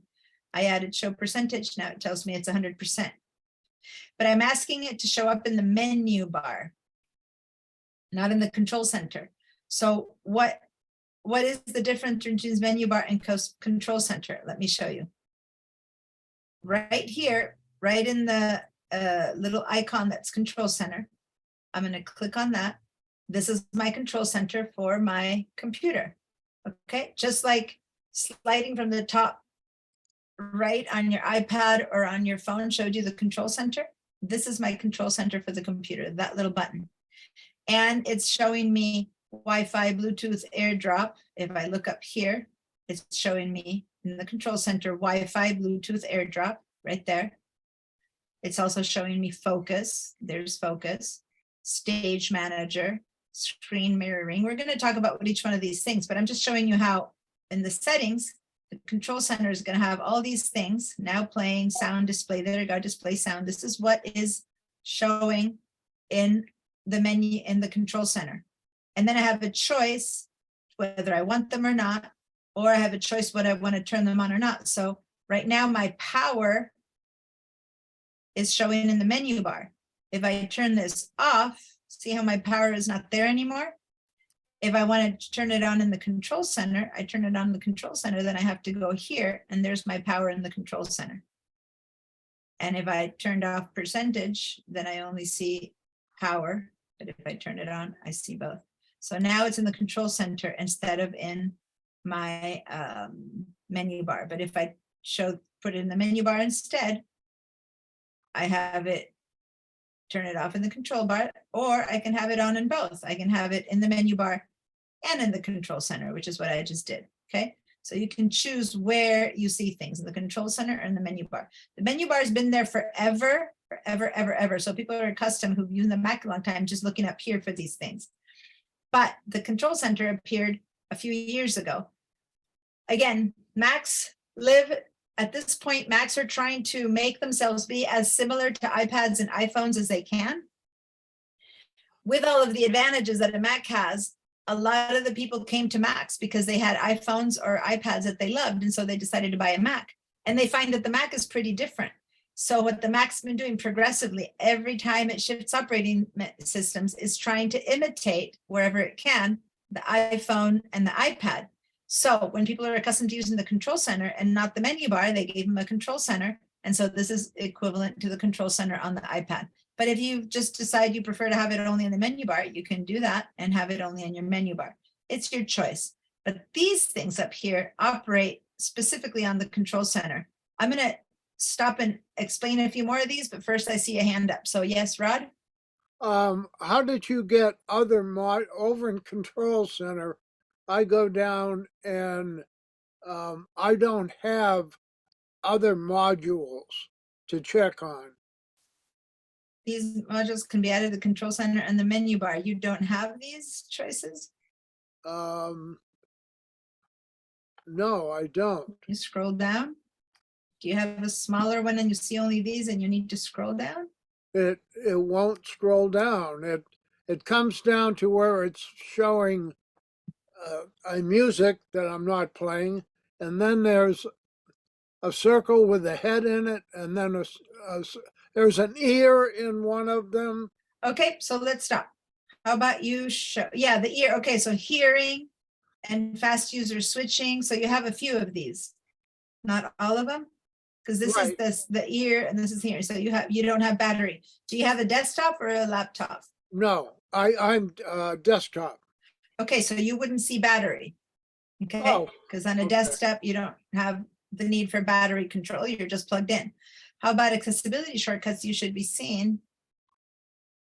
Because everyone needs accessibility shortcuts. No. Oh, Okay. Control center. Keyboard brightness you wouldn't be seeing because on the keyboard doesn't light up for a desktop, it does for a laptop. So it depends on what computer you're on that you'll see some of these Okay. and some you won't. Does that make sense? Yes. Okay, and then Thank there's you. some things down here, the menu bar only, right? So the clock is always on the menu bar.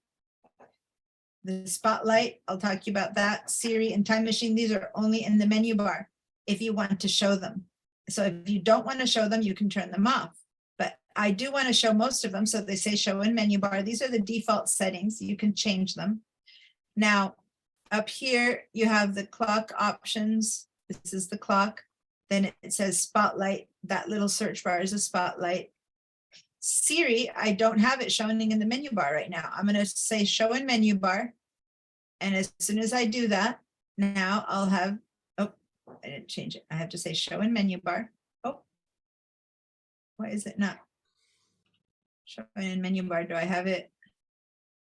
Is it because I'm connected and using it? That's interesting. It's not allowing me to change it. I think it might be with the fact that I'm using the sound on this phone, on this computer for Zoom. I'm not sure why it's not letting me show it. And then time machine. We'll talk about time machine in the future, but anyone who knows about their time machine and has it, definitely want it showing in the menu bar. So if you don't, we'll be learning about it over the next few classes. We'll learn about time machine. Let me bring Doris is asking to be let in. Let me say one more thing. For many of you guys, you are seeing now a sign that says a participant has enabled closed captioning. Who can see this transcript read on? Do you all see that? No.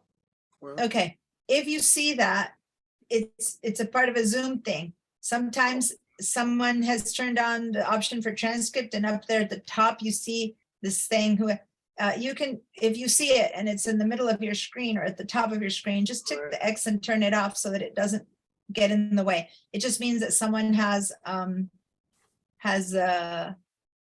turned on the option to see a transcript, which you can do, where you see my voice turning into like subtitles. But then it lets everyone else know that, and it might get in the way of you seeing your screen. So you're welcome to click on the X on that to turn that message off. For some reason, it tells everyone. I don't know why it needs to tell everyone that, but Zoom does that. Okay, so now I've shown you the control center. You know, I told you that this class we're going to be doing a lot of work with the settings, and that's one of them. Now, when you do or not want to see things, what's the point of the control center? The computer, each one will have its own app. We'll deal with different things on the app, but the control center here is how you see the things that you're interested in seeing on your computer. So if I head over here without having the control center turn on, that would be having the control center open and closed. You click on it once to open it, click on it when to close it. But these different things here tell you what different things you have set up on your computer and what not. So on the left, I have my time. Here I have the date. Some of you might see the whole date and time. Some of you might not. I can show you how to change that. I always want to know the date and time. Here's your control center, of course, that shows you other stuff. Do you have Wi-Fi? Do you have Frontier? Oh, right, Doran in. Here we go. Perfect. Okay.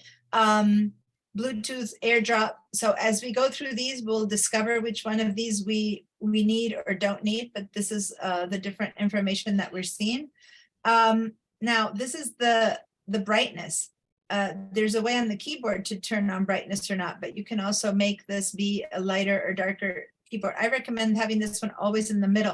A lot of people tend to have it way up top and it's too bright, and it not only it's hard to sleep later when you have so much brightness, but when you first bring it down, things might look really dark. Don't worry, it's not really dark. Your eyes will get accustomed to it, just like when you walk into a room, and it's much better for your eyesight to have it middle or lower instead of this bright white that just kills your senses. So try to keep it at least halfway. Sound also, you can control your sound from here if you want it louder or smaller. And then this is default there. It's music. It's like any music you're playing, you can just turn it on and off for here. Now, I personally don't play music on my computer when I'm working. Some people do. So say that you don't want it, then you can turn it off. If you do want it, you can turn it on. So here's an example of sound, show when active. Well, how about we don't show it in the menu bar? I'm going to turn it off, right? And so when I go here to the control center, sound still shows here because the point was don't show in menu bar, but it does show by default in the control center. These show in the control center no matter what. You can just choose not to show them in the menu bar, or you can have it always show in the menu bar. And here's my sound now in my menu bar. See that right there? So that's the sound. If I don't want it in the menu bar, I'll say, no, don't show it in the menu bar. And then I'll know that I can always get sound from here. So it's kind of in the transition mode where people who use Macs forever find everything in the menu bar. People who've used the iPhones and iMacs want it in the control center. So now it's basically giving you option for both. Your choice. Where do you want them? But some things it doesn't give you the choice. These top ones, they will show in the control bar no matter what. But you can also have them show in the menu bar. So say you want to look at your Wi-Fi and see if it's connected and you don't want to go all the way to the control center, you can say Wi-Fi show in menu bar, and then there it shows. So that's what this means. So in menu bar or not, it will always show in your control. Does that make sense? I'm going to leave it in the settings that come, because when I'm teaching with this one, I want to have it be in the settings that are the default ones. But just to show you that what this means, these top settings will always be in the control center. But you have a choice to show them also in the menu bar or not, or to show them only when they're active or not. Does that make sense, you guys? I'm leaving them at the default, whichever the default was. These choices you can choose. Do I want them in the menu bar or in the control center? Well, this one I want in the control center. If I turn it on, when I go to the control center, now I have my, right here, my accessibility shortcuts right there. Before they were off, I'm going to turn them off. So what would accessibility shortcuts be if I leave it on again? Well, when I click on that, it gives me access to anything I can do for accessibility, like make, invert colors, color filters. So we're going to go explore some of these. If I don't know what they are and I don't want them, then why bother having them? I'll turn them off, right? So again, I turned the battery on here and I turned it on in the menu bar instead of in the control center, right? Other things I might want to show in different places. So that's what this is all about. The bottom choices can only be shown in the menu bar. They don't have the choice of being put in the control panel. That's what this portion is. These have always forever been there. So what are they? Well, the clock, of course, is your time. If you want to show your time differently, you click on clock options. And I like to know the day of the week. Some people don't. It just says June 13th. I like to know the day of the week. So I turn this on so it says Tuesday, June 13th, right? Style, I can have it digital, I do, or I can have it analog. I have a little clock. There's no good for me to have a little analog clock. It's useless as far as the size is concerned. So I definitely want it to say Tuesday, June 13th, 11:01 a.m., right? 24-hour clock, AM, PM, that kind of thing. So you choose what you want. The important thing to know is that it says when space allows. Sometimes the computer is so small, so tiny, that it doesn't spread all the way out there. But if I want to always do it that no matter what, then I leave it on always so that it would show up. Now, when would it get too small? If I add so many things here that it gets too tiny, then it might get smaller. When you're done making your choices, so for in Argentina, for example, we don't use AM PM. In Argentina, everyone, and in the rest of the world mainly, we all use a 24-hour clock, which over here is called military time for some weird reason, but people don't use it. But because of this, once my mom missed a plane, because we're accustomed to seeing 24 would be 12 midnight, but her plane was leaving at 12 p.m. And so we went there at midday and we just, or something like that. We went there at midnight and it was whatever the opposite was. It was supposed to be AM or PM. She had missed her flight by 12 hours because it's so confusing to us who are accustomed to the 24-hour clock. You know, it's just say 18 instead of 6 p.m. Anyway, but that's the choice. So I'm going to turn this off and leave it on an AM. So people all over the world use this computer, and that's why they have settings choices for different people. So I'm going to say done, because basically that's what I wanted. I wanted to see the day of the week is the only big change I made here. June 13th, 11:02. The spotlight is a very important tool that I'm going to teach about, and I like to see it on the menu bar because I want it to be accessible quickly. Okay.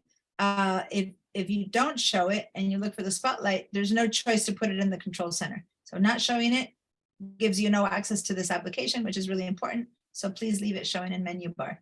The time machine, we'll get to that over the in the class in Mac level 2. We're going to be using the time machine. So if you do or not have it, just say show in menu bar. That's fine. All right. That's it for the control bar. You choose and don't choose what you want or don't want. So those of you who want to be able to see your keyboard brighter, you know, if you're writing at night and you want to see the keyboard brightness, you can turn it on or off and it'll allow you to turn on. There it is now, keyboard brightness right there. It turned on in the menu bar. If I turn it off, it's not in the menu bar anymore. And that's so that your keyboard lights up from the bottom. And this we can't really see now because it's daylight, but at nighttime, it would help you write. Okay, so that's the control center. Those of you who have iPads, you have the same choices and settings that a phone would have under your control center. And again, you activate it from dragging down from the top right. Any questions about any of these guys?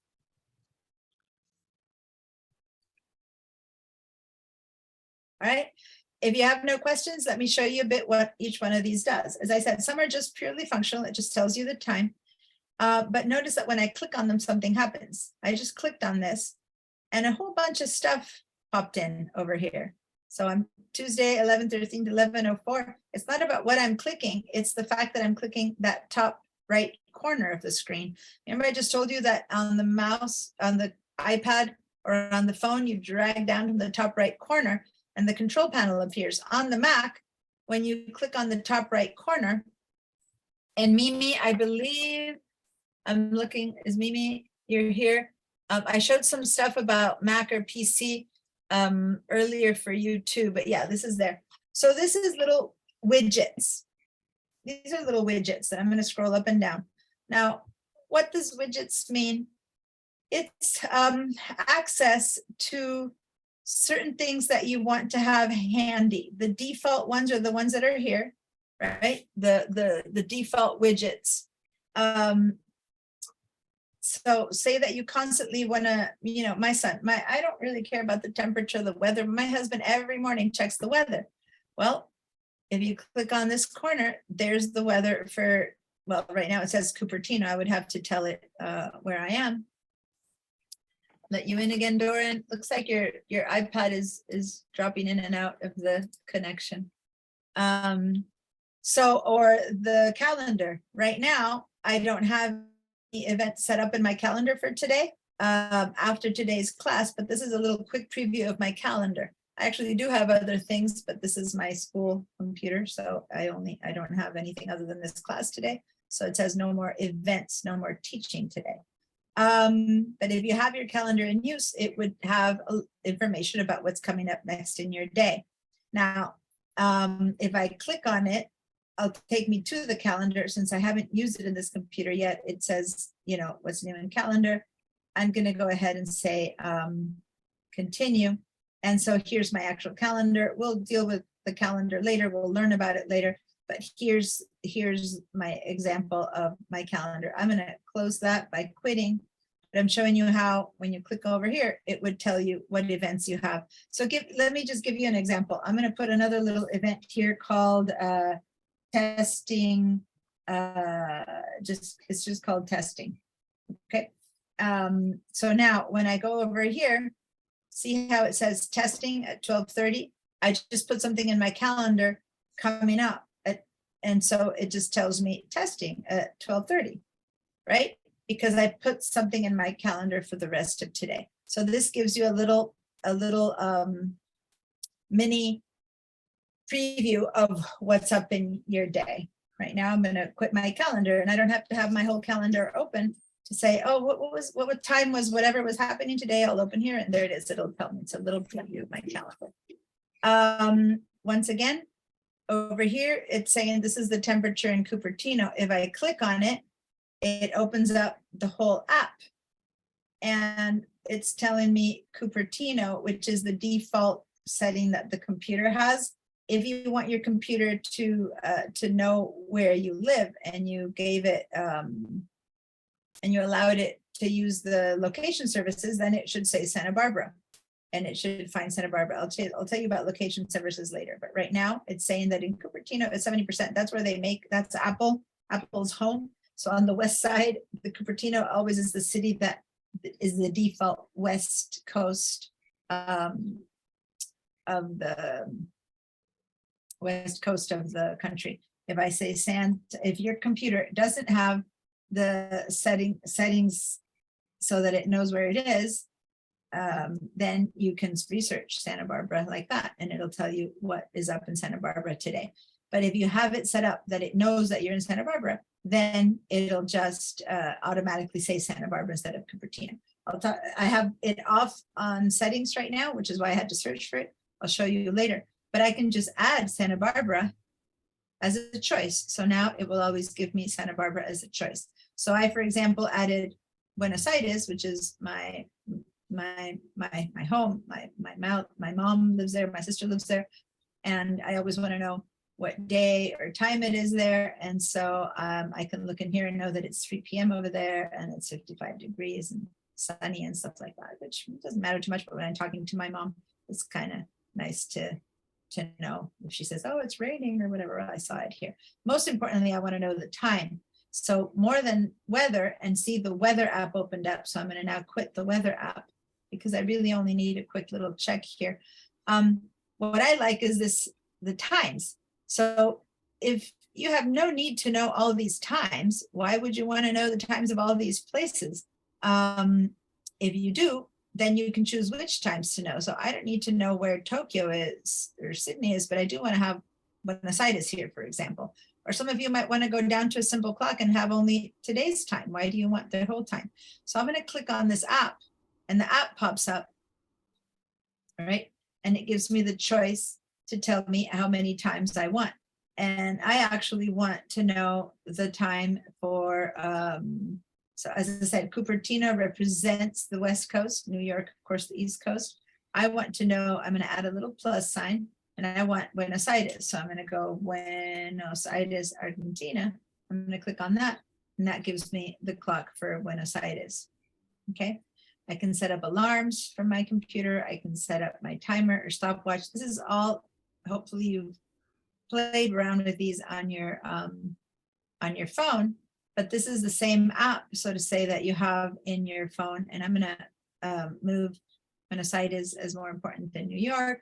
In fact, maybe I don't need to say New York. So now I have those 3 times. All right. So now over here, though, I'm going to turn this off. So that allowed me to see the time in other places, but see how these haven't changed yet? So if I want to change these, if I right click and say edit clock, it switches and it tells me which clocks I'm looking at. So I'm going to do that again for you. If I just click on it a single time, it opens the time app. That's great. I don't want the time app anymore, so I'm going to close it. Instead, if I just don't want to show Tokyo, Sydney, and Paris, I can right click, okay? Right click, 2 fingers down, right click, and say edit clock. And again, you might not care about this clock, but by teaching you how to do one of these, then you'll know how to do the rest, okay? So just follow through with me and do this at least on one app. So you'll see how to manage the rest of these widgets, which are like little tiny apps. So I'm going to edit the clock and I'm going to tell it, well, I don't really need to see Tokyo, Japan. So I'm going to click on Tokyo, Japan, and instead I'm going to choose, in this case, Buenos Aires. So now I'm going to see Cupertino, Buenos Aires, Sydney, Paris. Maybe instead of Sydney, I do want to see New York because I talk to people in New York. So, and you know, my family members on the East Coast. And so that gives me an idea. And I have some friends in Europe, and when I call them, I want to know. So say I want to use these four. Now I'm seeing the West Coast time, Buenos Aires time, New York, and Paris. And if I'm going to edit that, and if I don't really want to say Cupertino, maybe I just want to say Santa Barbara, right? Because I live in Santa Barbara.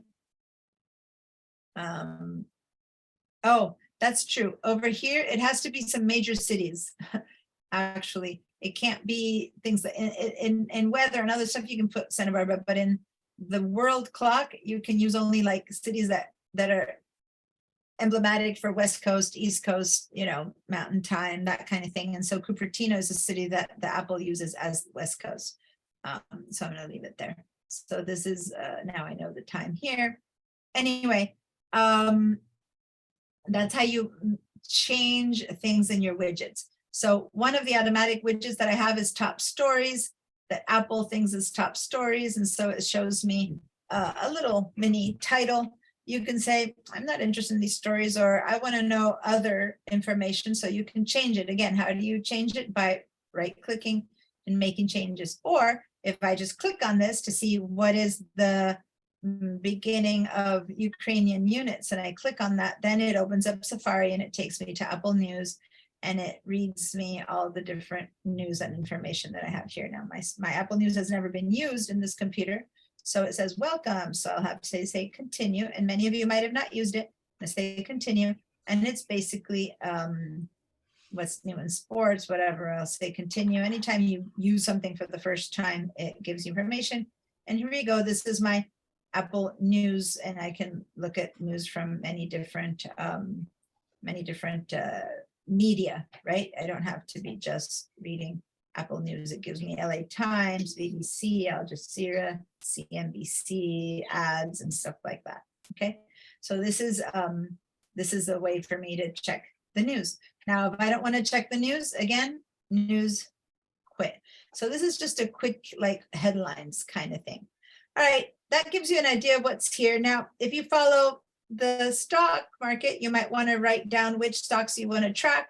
So again, you would right click and edit stocks, and you would choose which ones you want to watch. If you don't want it at all, what if I never want to see that, or I never want to see my calendar? I can actually edit my widgets completely.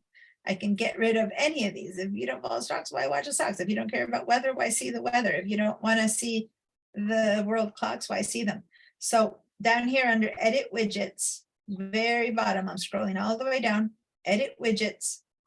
Then here I can tell it to not show me, or to show me something. I had to move something out of the way, and so I went out of it. So I can tell it not to show me, or to show me things, kind of like in the control panel.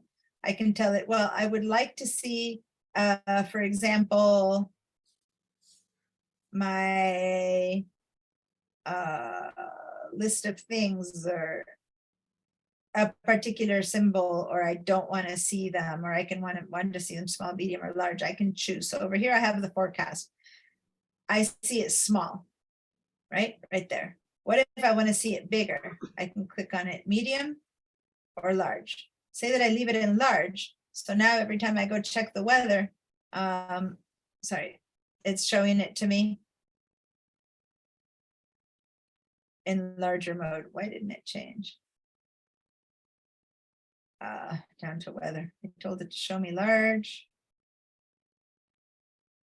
Yeah, so I'm gonna click on this plus sign and add it so that now it shows it to me large. There we go. So I can get rid of apps or add them. So I can get rid of screen time. If I don't want to follow the stock market, I can click on minus. So now I don't see the stocks. Or I can click on minus for the clock. So now I don't see the clocks. Or I can move this weather app so that I can see it bigger. So I can move things around because if weather matters a lot to me, then that's a bigger version of app and I take off the small one. If I don't, right? So over here, you come in here and you choose, kind of like in the control menu bar, what you want.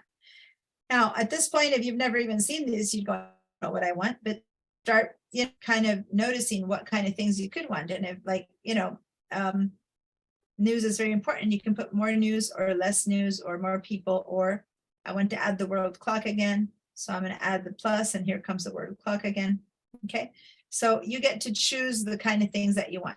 Just to leave it the way it came, I'm going to go ahead and I'm going to turn off this Cupertino version, this big white. I'm going to go back to leaving it how it came only because I need to leave it in the basic setups that it had. And I think that means I need to add stocks again.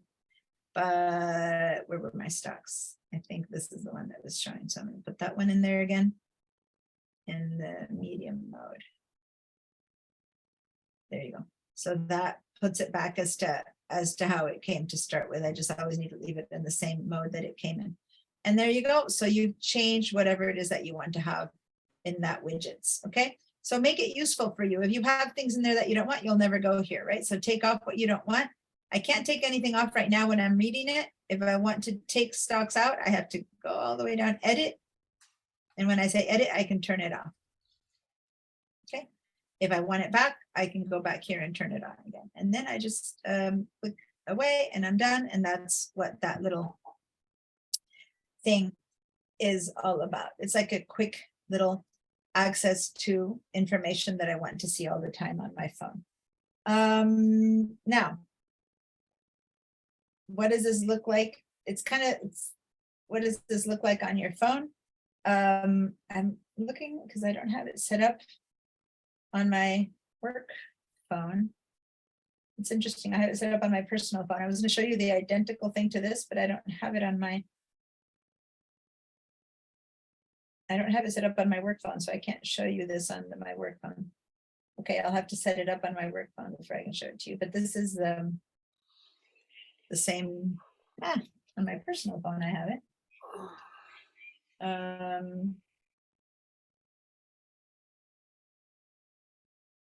Okay, I'll leave it there because I don't want to be. I'll show this to you later when I get it set up on my other phone. All right. Any questions there? It's basically a quick access to things that you might care about all the time. You can put things there that make a difference to you. If there's no questions about that, I'll keep going.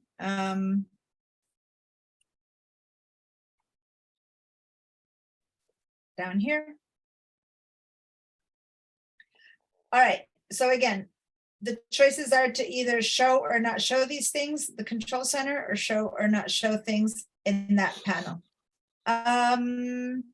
Last few things I'll show you about this here on the top is that whatever you have or I have might be different. You already know why, but some are truly important. So this one here, the spotlight, is crucial. So I'm going to click on spotlight. Everyone click on your own little spotlight button, which is the search, the magnifying screen. I'm going to close my system settings so that I have nothing on my screen. And I'm going to click on the spotlight right there. Notice that when I click on it the first time, I actually had this open up, and when I clicked on it, it showed me a second ago, it showed me a bigger version, and now it's showing me a smaller version. When some of you see the spotlight search, you see a bigger version here, and some of you just see that. I never know the difference as to why they show this or the other one. I really don't. Some of you go, oh, wait, my spotlight search has stuff down here. That's fine. Right now, it doesn't matter because whatever I want to search for, is going to be whatever I type. Now, the Spotlight search searches your entire computer and the internet. So it's way Whoa. beyond just your computer. There's different kind of searches on the Mac. There's the ones that search just your computer, just a certain folder.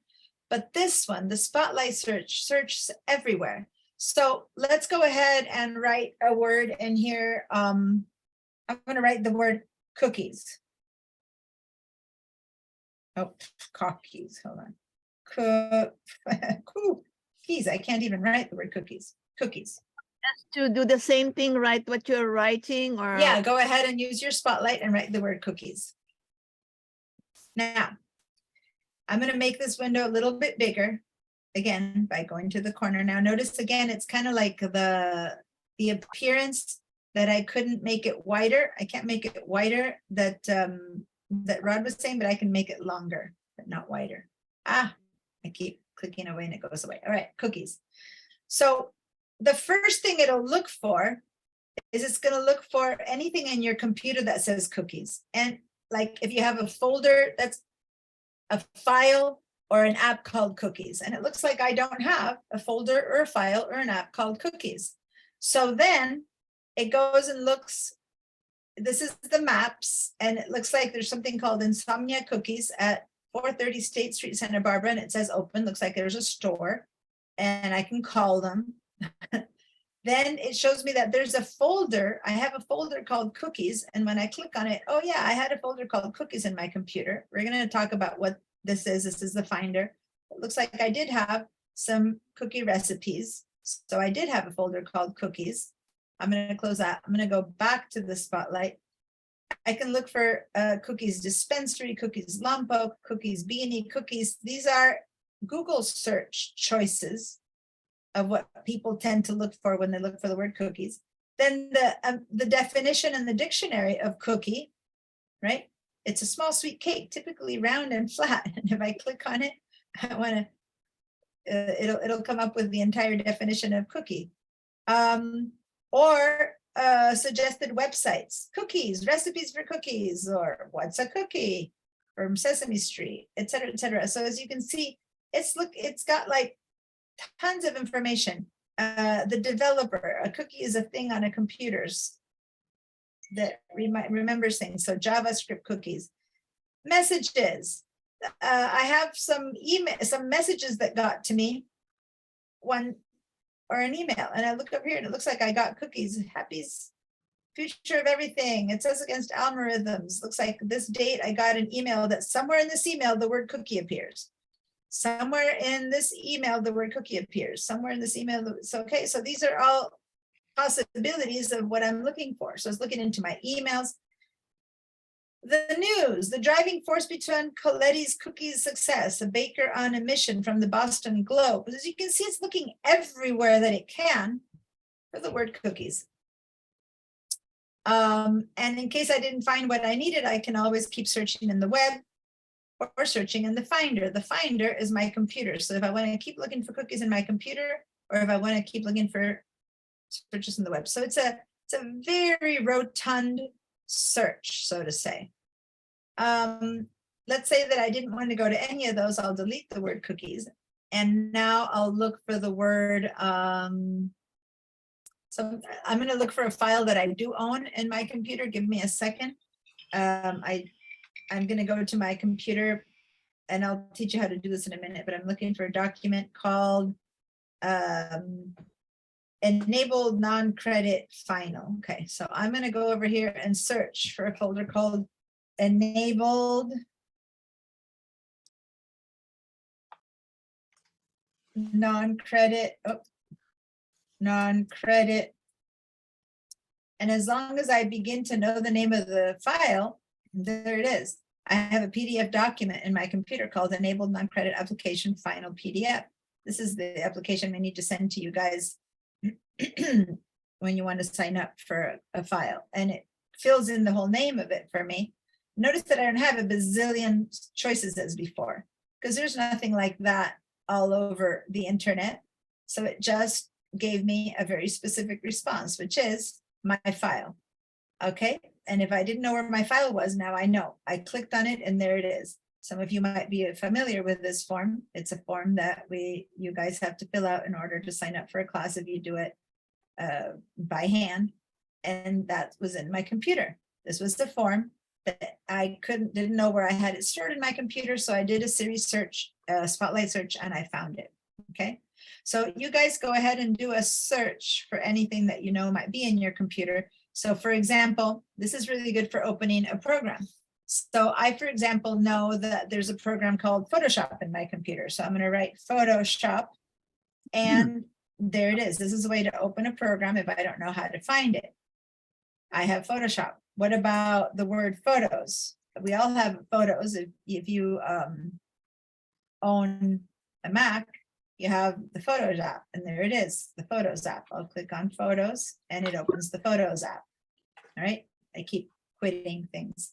But so if you need to open an app that you've never used before and don't know, you put its name here, or you don't know how to find it, it's not in your doc, you do it here. So for example, in my doc, I don't have the dictionary app at all, but I know it exists. So I'm going to write dictionary, if I were to write it correctly, dictionary, and there's the dictionary app. I'll click on it and the dictionary app opens up. This comes in all your computers, so you all have it, but you wouldn't have known you had it, or you wouldn't have known where to open it from. There you go, the Spotlight found it for us. And now I can write any word I want in here to find out what it means. I'm going to write the word, I don't know, enable, and it says, give someone something, or whatever it is. So it's a dictionary. I can also use the thesaurus for enable.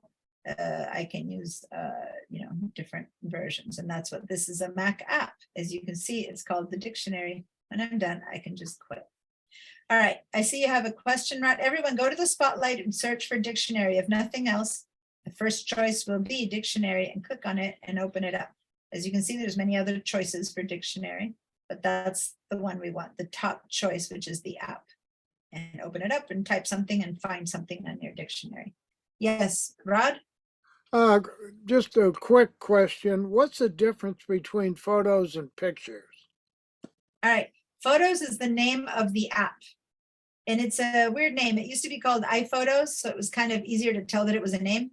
Now the app called Photos holds all of your photographs, pictures, videos. But the app is called Photos as much as this app is called Safari.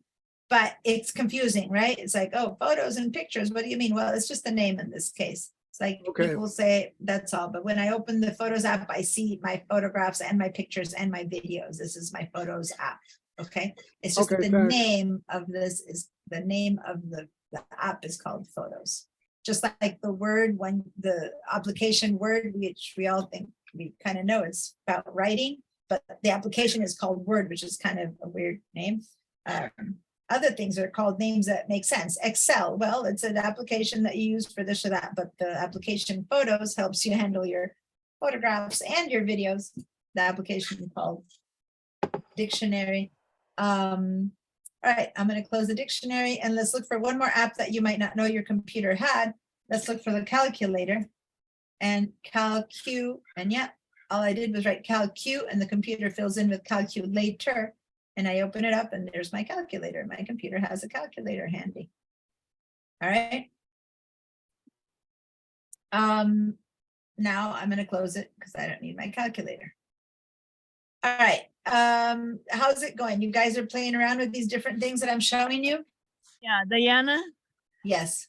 so when you told us to put cookies, I had put cookies and there were 2 folders in there and I opened it and there was empty. I am not Yeah. sure if I put it You down. probably have them because in the past you have downloaded files from my sample files for class, which has a folder called cookies, and you probably have nothing in it because you deleted it. Because whenever you take my next class, Mac Level 1, I give you class files to play around with, and one of them has a folder called cookies, and that's why you probably have it on your computer. Question. And so on my icons, I also see Freeform. Is that an app? And I don't know what it is. Yeah, there's a new app that only people who have Ventura have it. So Mimi wouldn't have it, or my Mac computer that has Monterey wouldn't have it, called Freeform. And it's new and it's for doing some drawing and things, free form. Free, it would help if I were to not make typos. Freeform. It's an app that that I'm not going to teach it per se because it's new and some people don't have it yet. But if you click on it, it'll open an app and I'll show you later, but I'll show you maybe in a few sessions when more people have it. But yeah, it's basically you can do drawings on it. So, and there's other things that you can do on it, but you can write, but it's basically, I can just do things here and write and art. It's kind of like a super powered notepad. But one of the things that I like most about it is that you can actually draw on it really, really well. So just that's all it is. So for now, until we have more people using it, I'm going to quit Freeform. But it's on your phones and your apps and your computer as of Ventura. It didn't exist before. So people who have Freeform would have it in their phones as well and in their iPads as well, as long as they have the newest version of Mac iOS, which is Ventura, or the newest versions of phone, which I believe the latest version is 16. iOS 16, I believe, is the latest one.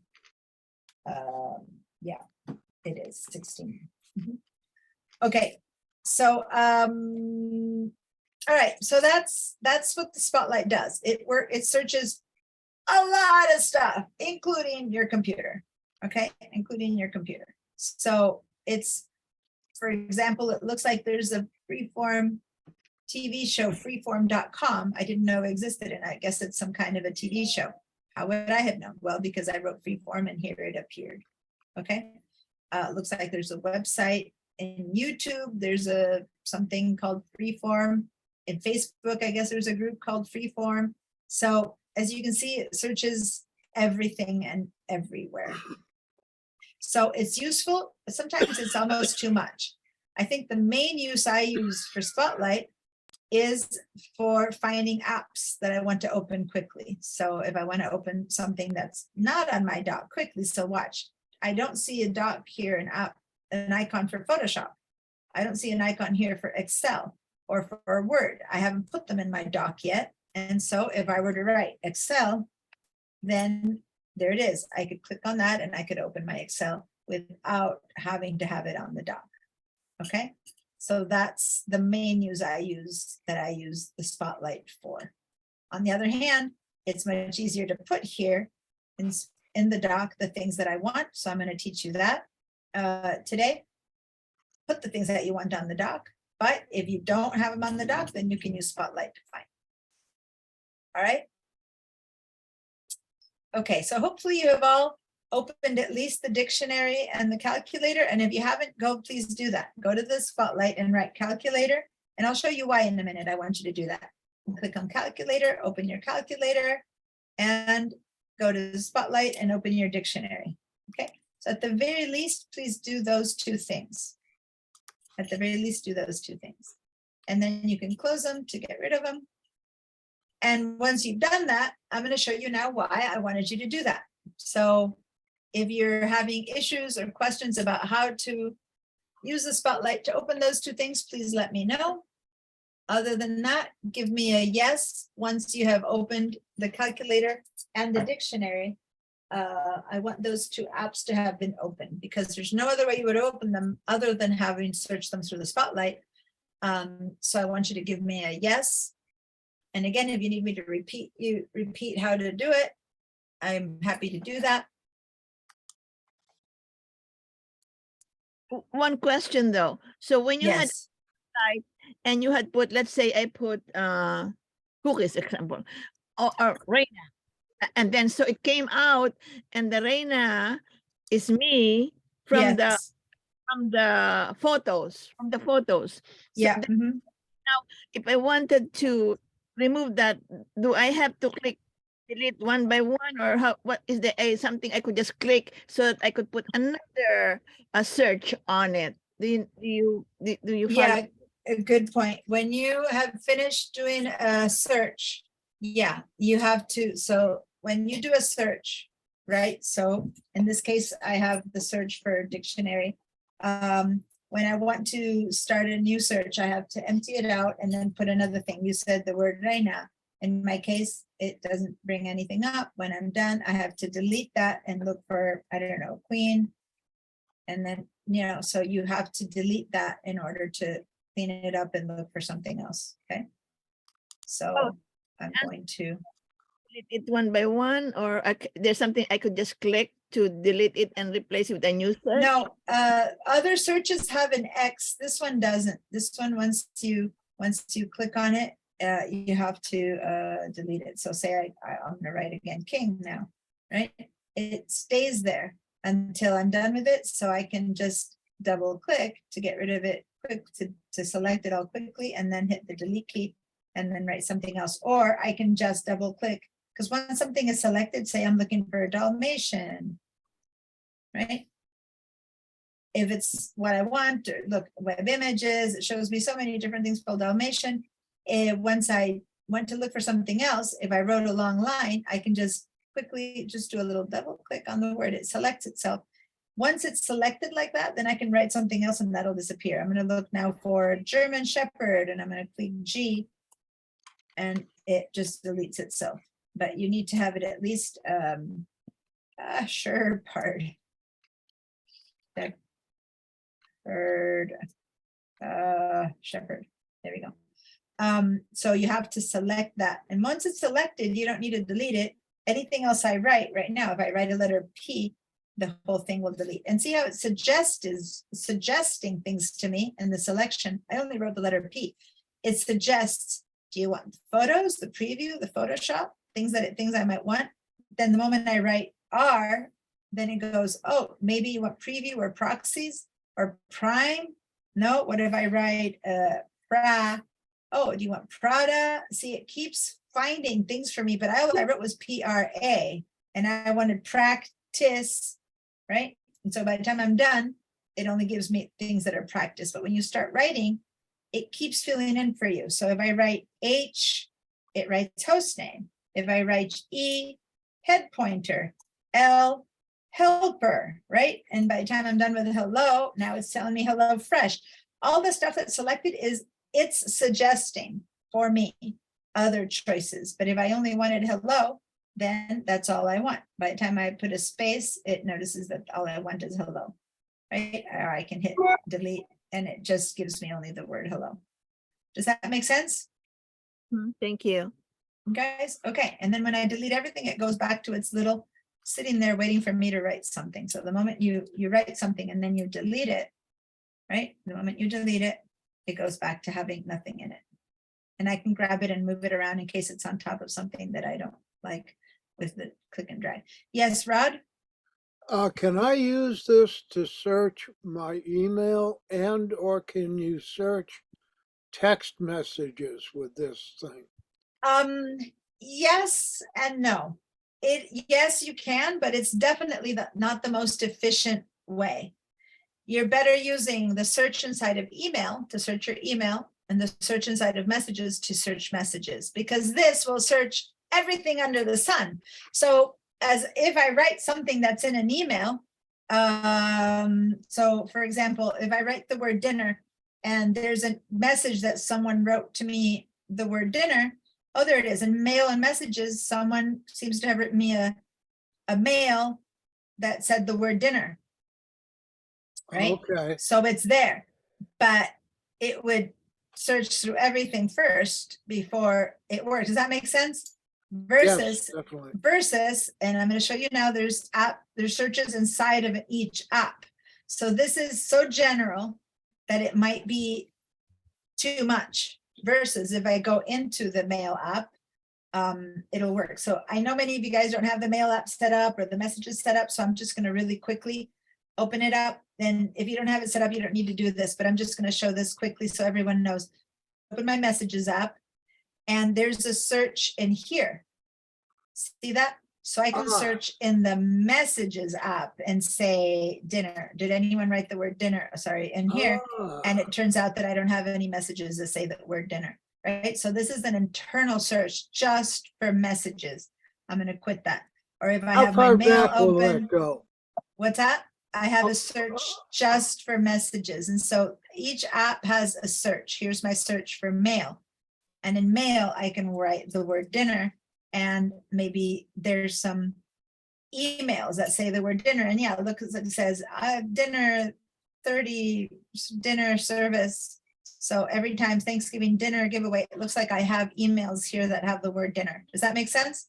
Yes, thank you And very it doesn't much. search the entire computer. It's a little internal search. So you guys don't need to follow through with those examples. Just know that each app has its own search, right? And Spotlight is the humongous search every single thing in the word, including the web. And so it's almost too much, but it's really good for when you really don't know where to find something, use a Spotlight because it might point you to that thing. You don't remember if you got it in an email or in a message, or if, then that might show it to you in both places. Okay. Thank you. So no, that was a great question. All right. Any other questions about Spotlight? Good questions there, both Yolanda and Rod. Anything else that you guys might want to know? No, Nope. Okay. I know there's more, I'm sure, but the best way to find out is to use these things. So if I can say anything for you guys as homework is in the next 2 days, because I'll see you guys in 2 days, just try to use this control panel. And when I'm showing it to you, it all looks like it makes sense. When you try to use it, you go, oh, wait, how did this work? Like you actually learn to use it when you try to use it and something does or doesn't work. Go to the Spotlight and search for things, or, turn things on and off from the Finder menu, like I had shown you to activate. And you weren't here for this portion, Mimi, so you might want to watch that hour of recording that you missed, because I was showing how to activate a program from the dock, how to have it be your active program, how to find it if it's hiding behind another and stuff like that, how to make it be the name that's on top or not. Now, we're actually gonna, I also talked about how closing an app from the X that you see here doesn't work in Safari, because if I close this from the X, Safari is still open. The program doesn't close when you click on the red X, because you can open more windows in it, versus the system settings. When you click on the X, it does close the program, and that has to do that it can't have more windows. So there's different, so we spent quite a bit on that time, if you want to understand that a little bit better. But for the most part, quit or control quit will close every app, and that's the safer thing to do. A few other things here on the left, I'm not going to show because these are specific to me. You might have them or not. Like I have a time machine here. If you don't have it set up, you wouldn't have it. I have, this is information about my Apple display. This has to do with Adobe Creative Cloud. Some of you have it, some of you don't, et cetera, et cetera. These are things I have as a teacher for school. And then here's my click, something that I put in there for Zoom. So you might or not have all of these, but for sure everyone has all the way up to the Spotlight, okay? And those are the ones that I showed you there. What other things do you see in here? Does anyone else have anything after the Spotlight, like in front of the Spotlight? Do you have anything else that does not look like mine that I can help you explain? Look at your menu up on the top right, and other than the time, the control panel, and the Spotlight, what else do you have here that you might not know what it is that I can explain to you? I have like two, it's like perdibles on top of one another, or like clips after. Why don't you share your screen so I can see it, so I can help you figure out what it is? It's good to just know what's on your computer and to understand what those things are. And then let me see, where is the share? I'm kind of, oh, there, I found it. Okay, so right Okay, near the Spotlight, there are two that's the control panel. Click on that. panel. Not And that one. Click on the control panel. click on this. Click on that. Yeah. That's Oh, the that- control panel that we've been talking about. Those two little, it's like sliders, right? Two little icons that are sliders. So that's your control panel. Okay, and Perfect. the one with the, That's Siri. Oh, that's So that's Siri. So click on Siri, Siri. click on Siri. And when you click on Siri, what it does, there it is, it's For the main bar. activates. I click on Siri. How about a web search for it? All right. One more question, if it's related to this class, you don't have Mhm. that. Like, if you are telling me something and because I'm very forgetful, I want to record it. Can I just record what you're talking about? I mean, I will respect the privacy, of course, and I will tell you, antemano, may I record what you're telling me so I will remember instead of me taking notes? Recording what I'm Yeah. saying. Is there something in here that will record like you have in the iPhone where you can, oh, but you have to go to video to record, right? Do you know what I'm talking about? Yeah, but no, the best way, okay. So you're asking me, how can you record me other than my video? You know, let's say you're talking to me and I Yeah. am, I You don't mean, but wait, but you mean on the phone or on what? Talking to you? or here, like if you and I are talking on a FaceTime. Yeah. Because But it makes a difference in what I'm talking to you and when I ask, because yes, you can have,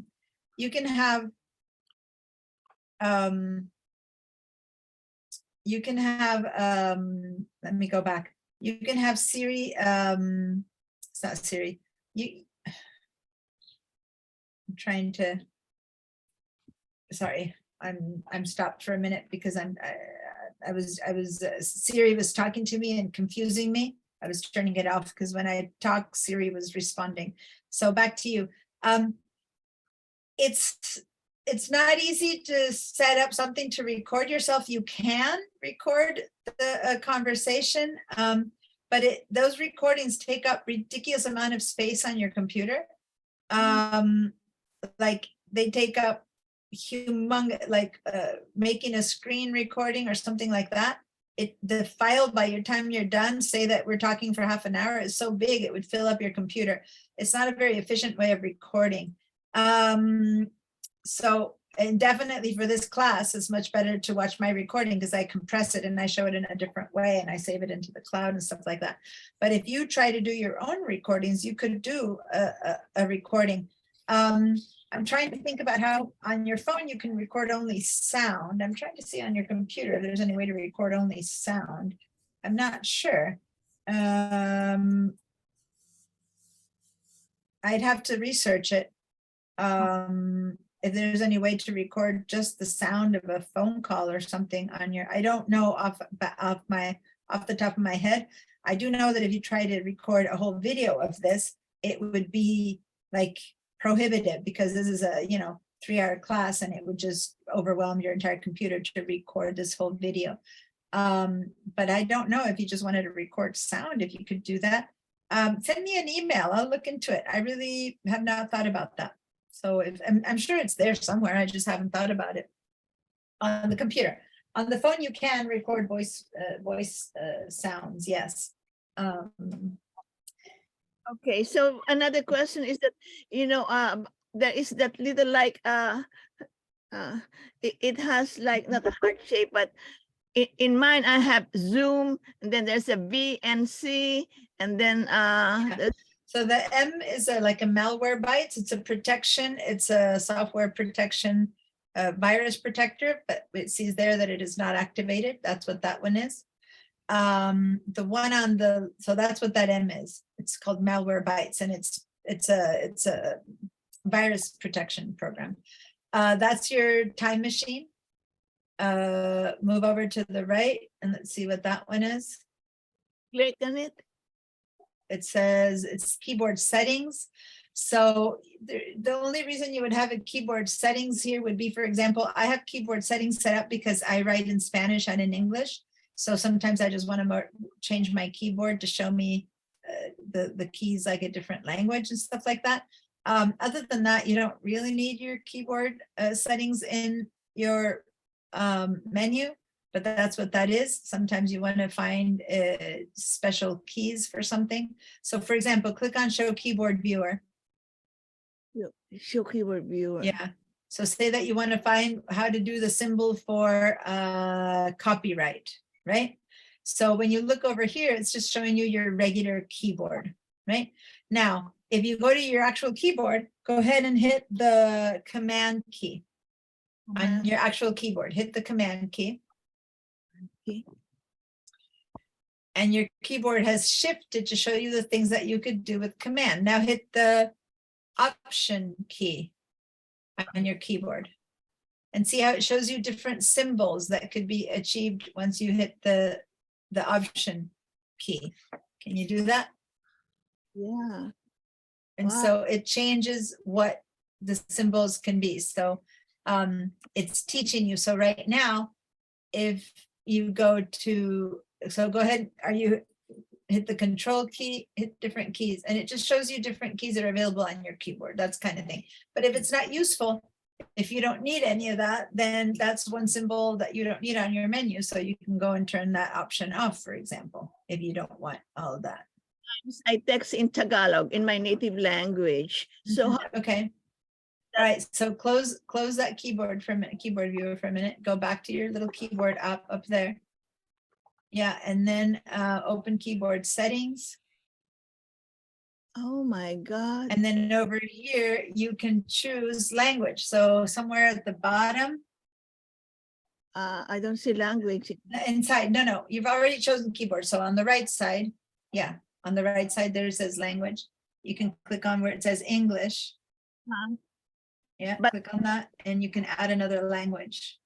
Oh, I will just add the English. Will not- Add, and you will add Tagalog. So go and search. there's no Tagalog. It's just Filipino. Go up to the search and write Tagalog or just write Philippines. Yeah, whichever, just write Philippines then. Or do I write the Philippines? No, just click on next to the word Philippines, click on the check mark. Oh, It'll turn on Tagalog, then you say, okay. And now go up to the keyboard and you'll see that it is enabled. Go up to the keyboard, no, up at the menu where you were before at the beginning. oh, Yeah. right. Yeah, click on there. And so it should show you, oh, yours isn't showing, mine shows me my two keyboards.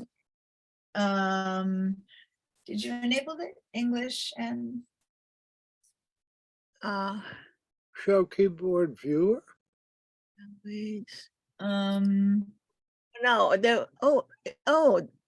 it's just Philippine English and Philippines.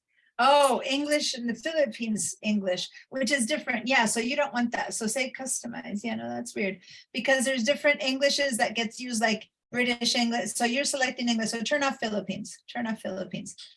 Turn up the one.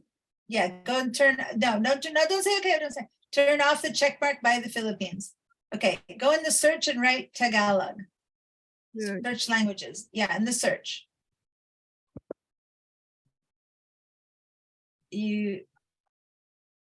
Say okay. Sometimes the keyboard, like Spanish, would show up. Oh, that's for dictation. I'm sorry. That's the dictation in Tagalog. You cannot dictate in Tagalog. So that's not. Well, that's okay. I don't want to take my classmates' time on this something. Yeah, some other people have that, but yeah, I'll show you later how to set up the keyboard with other languages. Right now, yeah, Okay. correct spelling in my dictation. You're right. I was taking you to dictation because I can dictate in either language, but I need to change what language I dictate in. But yeah, I'll do that later. But yeah, you can.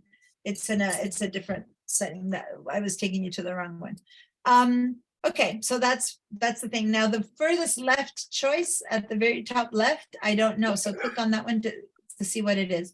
Yeah, that one. That one. You have to BNC server, servers mode. That's probably the way that your son connects to you and connects to your computer. I see. I think if you click on that open technical support license, yeah, I'm gonna don't change that because you know how because Yolanda's son checks in on her computer and helps her handle it, and I think that's probably what he uses. So yeah, I'm not 100% sure, but I think that's what that is. So just in case, don't disconnect it. Okay. You're welcome. Is there anything else that someone has?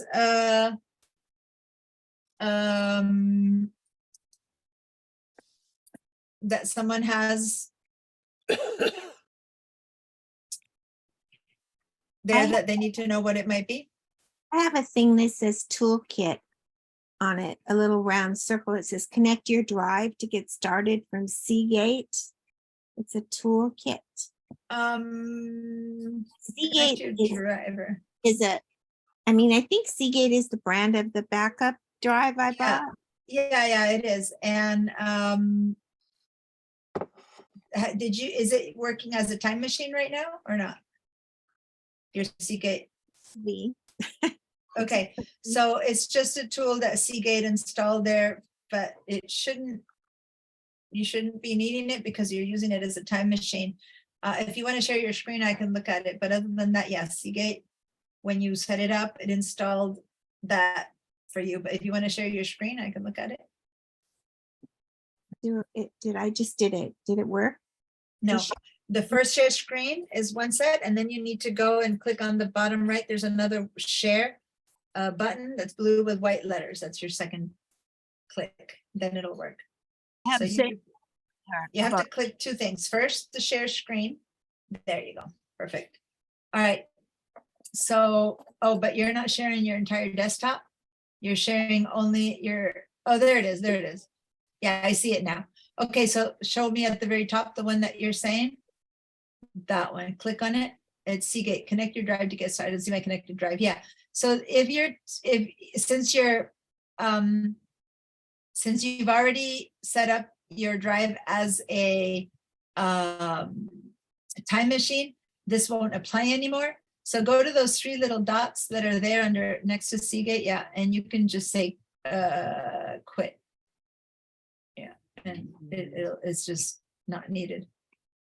See how now it's gone? Mhm. You don't need that anymore because it's not really acting as a second drive. It's just acting as a time machine. Cool. So you have, I think you have it looks like you have the printer there. There's your display. What's that? Looking on the one to the left, that's your displays. So look to the left, that's your printer in case you want to print. So there's just different options there that you can click. That's a Google search. Google Hangouts doesn't even exist anymore. Google Hangouts. Yeah, at some point you probably said yes to put those things up there, but you don't need it. So just close that. Yeah, you can probably edit that by right clicking on it. Can you right click on that Google hand on the little question mark? Can you right click on it? No, it doesn't make a difference. Okay, so that's the kind of thing that you need to, yeah, so just close it. And then from Google, since I see you're in Google, you would have to say, I don't want the Google Handouts if you don't use it. If you use it, fine. And if you don't use it, you don't use it. So as you can see, programs put themselves up there to supposedly help you access stuff. Notice that she does not have the control center choices that I was telling you about. She doesn't have that app because she has an older operating system. The control center only exists as of Ventura. Okay. So, or actually that's not true. Monterey and Big Sur had it too, but definitely not. You said you had Catalina, right? Right. Yeah, Catalina didn't have it. So you don't have the choice for control center up there. But yeah. So, and I know that you were talking about updating your computer, upgrading your computer. And I remember I asked you to email me again. I don't know if you did or not, but it's been a crazy week, graduation week and stuff. So, so we're going to be talking more now again about upgrading and updating. And then if that the answers I have here in class aren't, you know, don't encompass everything you need to know, definitely I can help you more. Now, remember that I'm trying to teach you. I know the class technically finishes at 12:15, but remember that I'm trying to make up for that missed class. So I'm going to go for another 15 to 20 minutes. So just reminding you in case you see that we're getting near to the end. So I'm going to, I stopped your share. There we go. All right. So those are a bunch of stuff that are up there on the on the menu. And as I said, depending on each computer, you'll have different ones. And if you don't have any particular questions about them, Rod, you didn't have any questions, then just, yeah, click on them and research them and see what they might be for you. Now,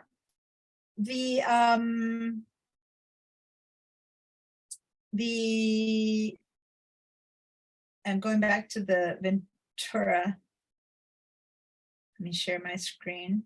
Ventura settings. Okay, so I'm in Ventura and I'm in the settings, and I'm back at the top, which shows me the cloud. I want to go down a few more of these settings here. Today, we're just exploring the system settings. For you, Mimi, very similar to what I have here, you have in yours. So when I click here on Wi-Fi, for example, and it looks like this, I'm going to stop my share. And in yours, I'm going to share my screen. These are the system settings for you. And if you might have to search a little bit, but down here, you'll find the same choices. So one of these will be the Wi-Fi choice. And I don't know where it is right now. You have Bluetooth, network. Wi-Fi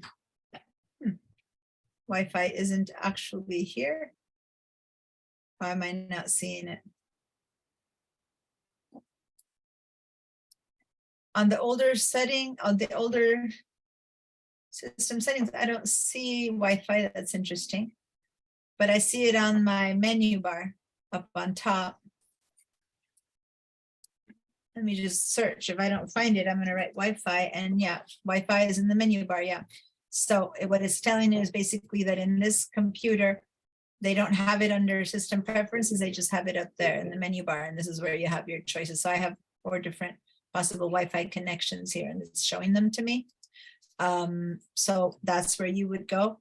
But whenever I say go to the general or go to desktop or something like that, or desktop and screensaver and stuff like that, I'll show you over here. You search for it in this way, keyboard track.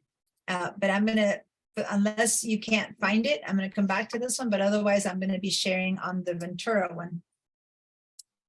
Before I share again, I see that Rod has a hand up. Yes, Rod?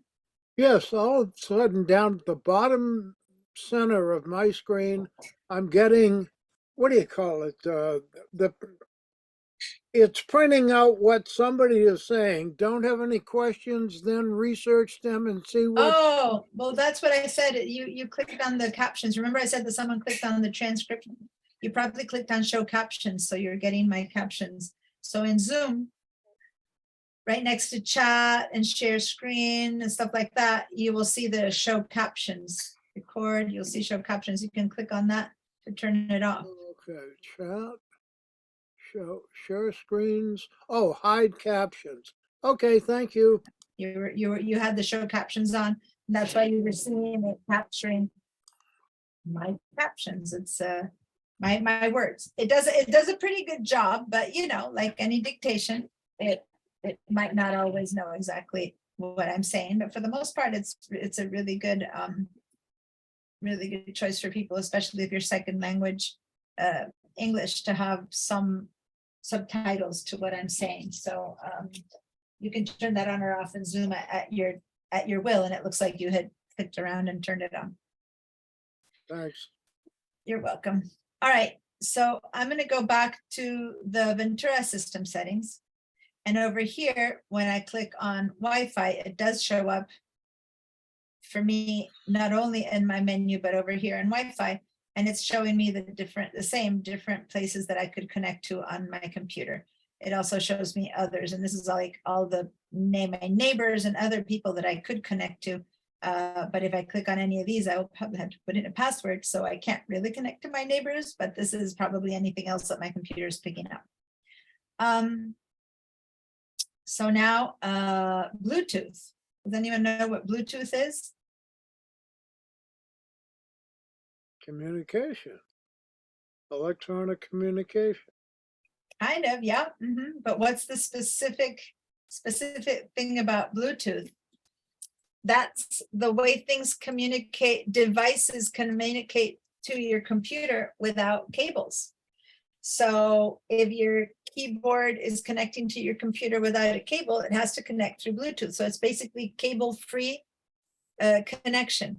And it's used for headsets or mice or keyboards. Some people connect to their printers by Bluetooth.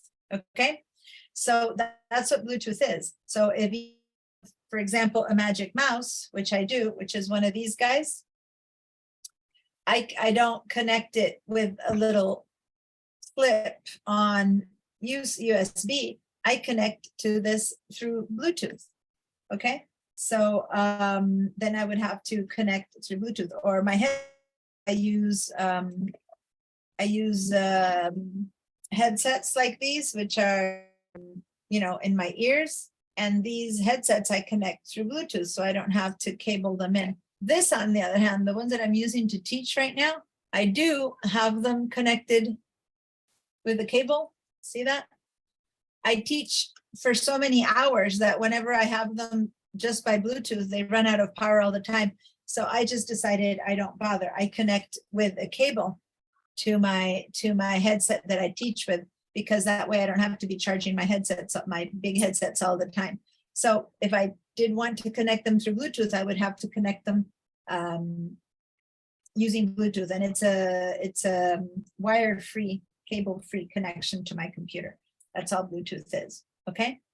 It's a wireless. There we go. I was trying to find the name wireless. Does anyone else have something connected here? Does anyone have anything connected right now to your computer on Bluetooth? Yeah, mine is connected to my car, like when I am in my car, but Yeah. I look on the system setting and it says my devices and says no Bluetooth devices. So that's probably why I'm having a problem when I'm in my car. And here, But this is your computer. right now I'm in my computer. Yeah. Yeah, so your computer is not finding any Bluetooth device. Oh, when you're in your car, you're trying to figure out how to get to your Bluetooth devices in your car, you mean? And it From your says phone? nine. So, yeah, so when you're in your car, your computer, when you turn on your car, depending on how old or new your car is, and you turn on your phone, you can connect your phone to your car's sound system, so that if a phone call comes in or something, you can hear it through your car. But you need to look at every car has its own instructions on how to connect to Bluetooth. You need to open up your phone's Bluetooth and then follow the instructions on your car. Like I always set up my whole family's, but my husband always gets confused. He can never set up the car to his. So it's not that easy, because each car has its own instructions, right? And so I don't know what car you have, but if you go to the car manual or you research your car, say you have a Toyota Camry, whatever, model 2020, you look up specifically for those instructions online, how to connect to Bluetooth in my Toyota Camry 2022, and then take those instructions to your car and follow them to the T, because they have a password setting, and each car has a different one. And once you follow those instructions, you should be able to connect your phone to your car. But over here on your computer all the way home, it won't be finding your car settings, right? So you need to be within a certain range. Like if I have my headsets connected and I'm in the kitchen and my computer's in the bedroom, it just is too far. It doesn't connect. You need to be within range and have no walls in between and stuff like that for it to work. It's not magic. It's pretty magical, but not so magical. I'm going to share my screen now on my phone, because to give you an idea of, this is more typical. Most people connect to Bluetooth things on their phone more than they do on their computer.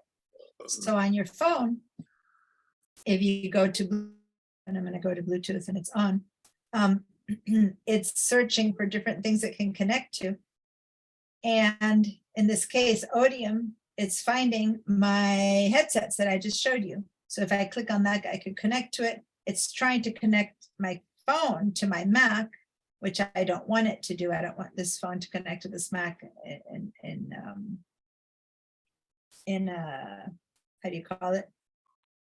By Bluetooth, but it's trying. So when this is doing round and round and round like that, it's looking for what other devices exist on this area within the, let's say 10 feet or 15 feet that it could connect to on Bluetooth. And all it's finding is my computer.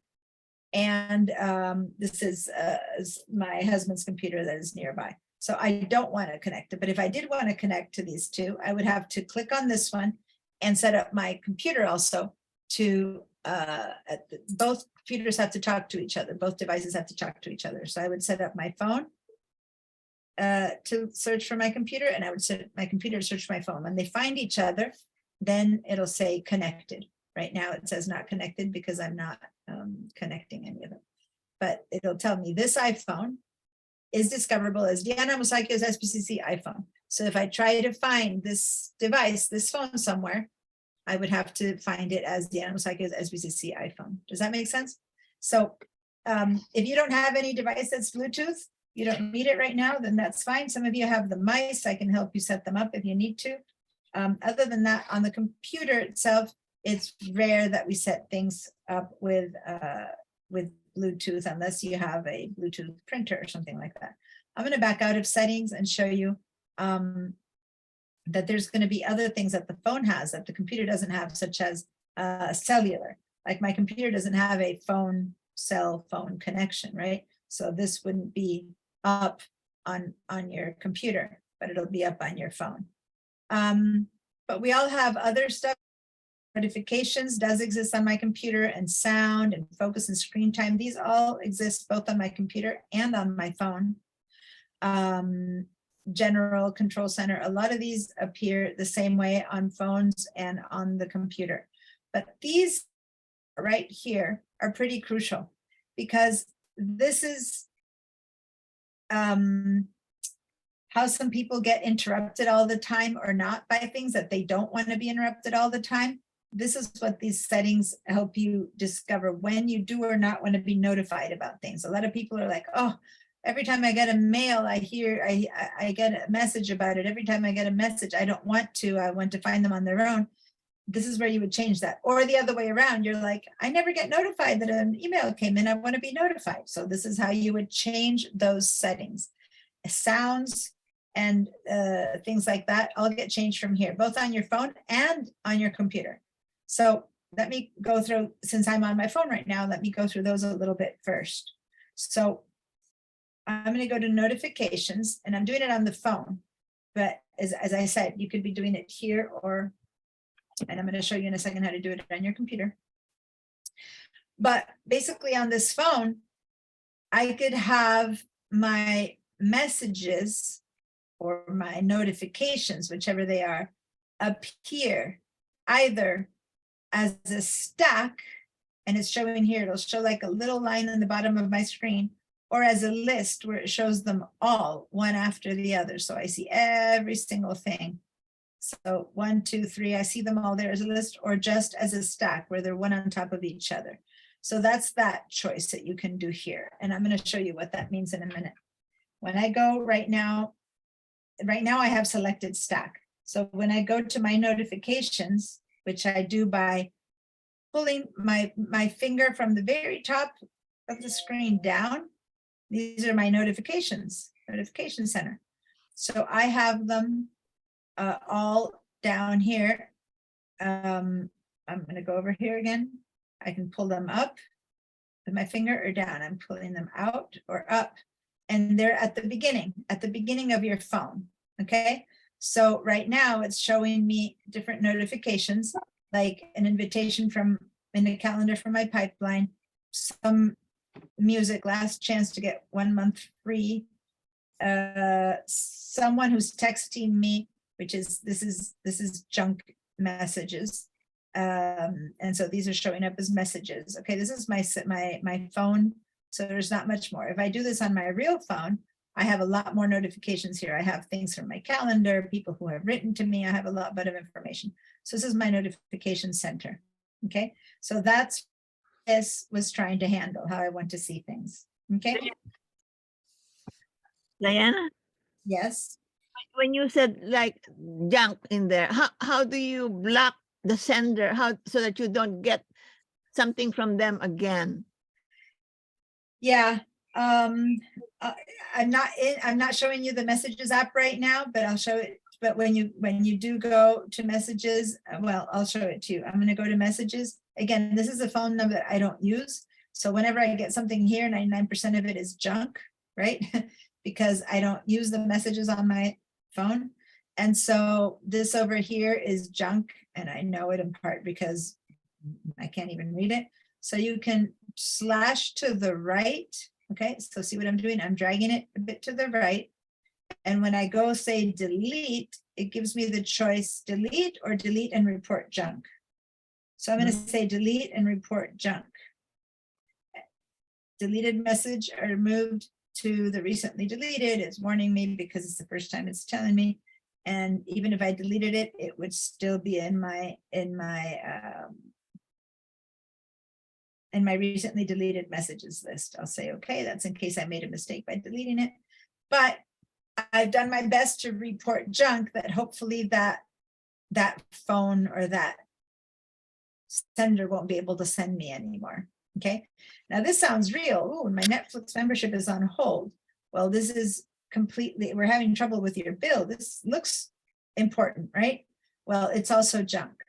And you have to always look for who's sending this to you. Someone called MNB Chuck Sense Y Sensitive Sex Membership E whatever, this whole name. If I click on this little arrow, it'll show me the entire name of who's sending it to me. And I can tell that this is absolute junk. This is not Netflix, okay? So to use your account, click on this link. If you click on this link, it'll completely send you into a junk site that'll then have your connection because you've connected to it through their link. And who knows, they might send you a virus or they might sign you up to something nefarious. Who knows what'll happen there. But don't ever follow these links. If this could truly, if you're wondering if this is well done and it looks like it could be Netflix, but sometimes they actually put in a name that's similar and you're not too sure, then you should basically hang up, don't answer this, go to Netflix to your account and connect to them yourself and say, hey, is any problem with my account? And they'll say, no, your account is fine. And you go, oh, thank you. So now you'll know that you're fine. Your bank, any of those things.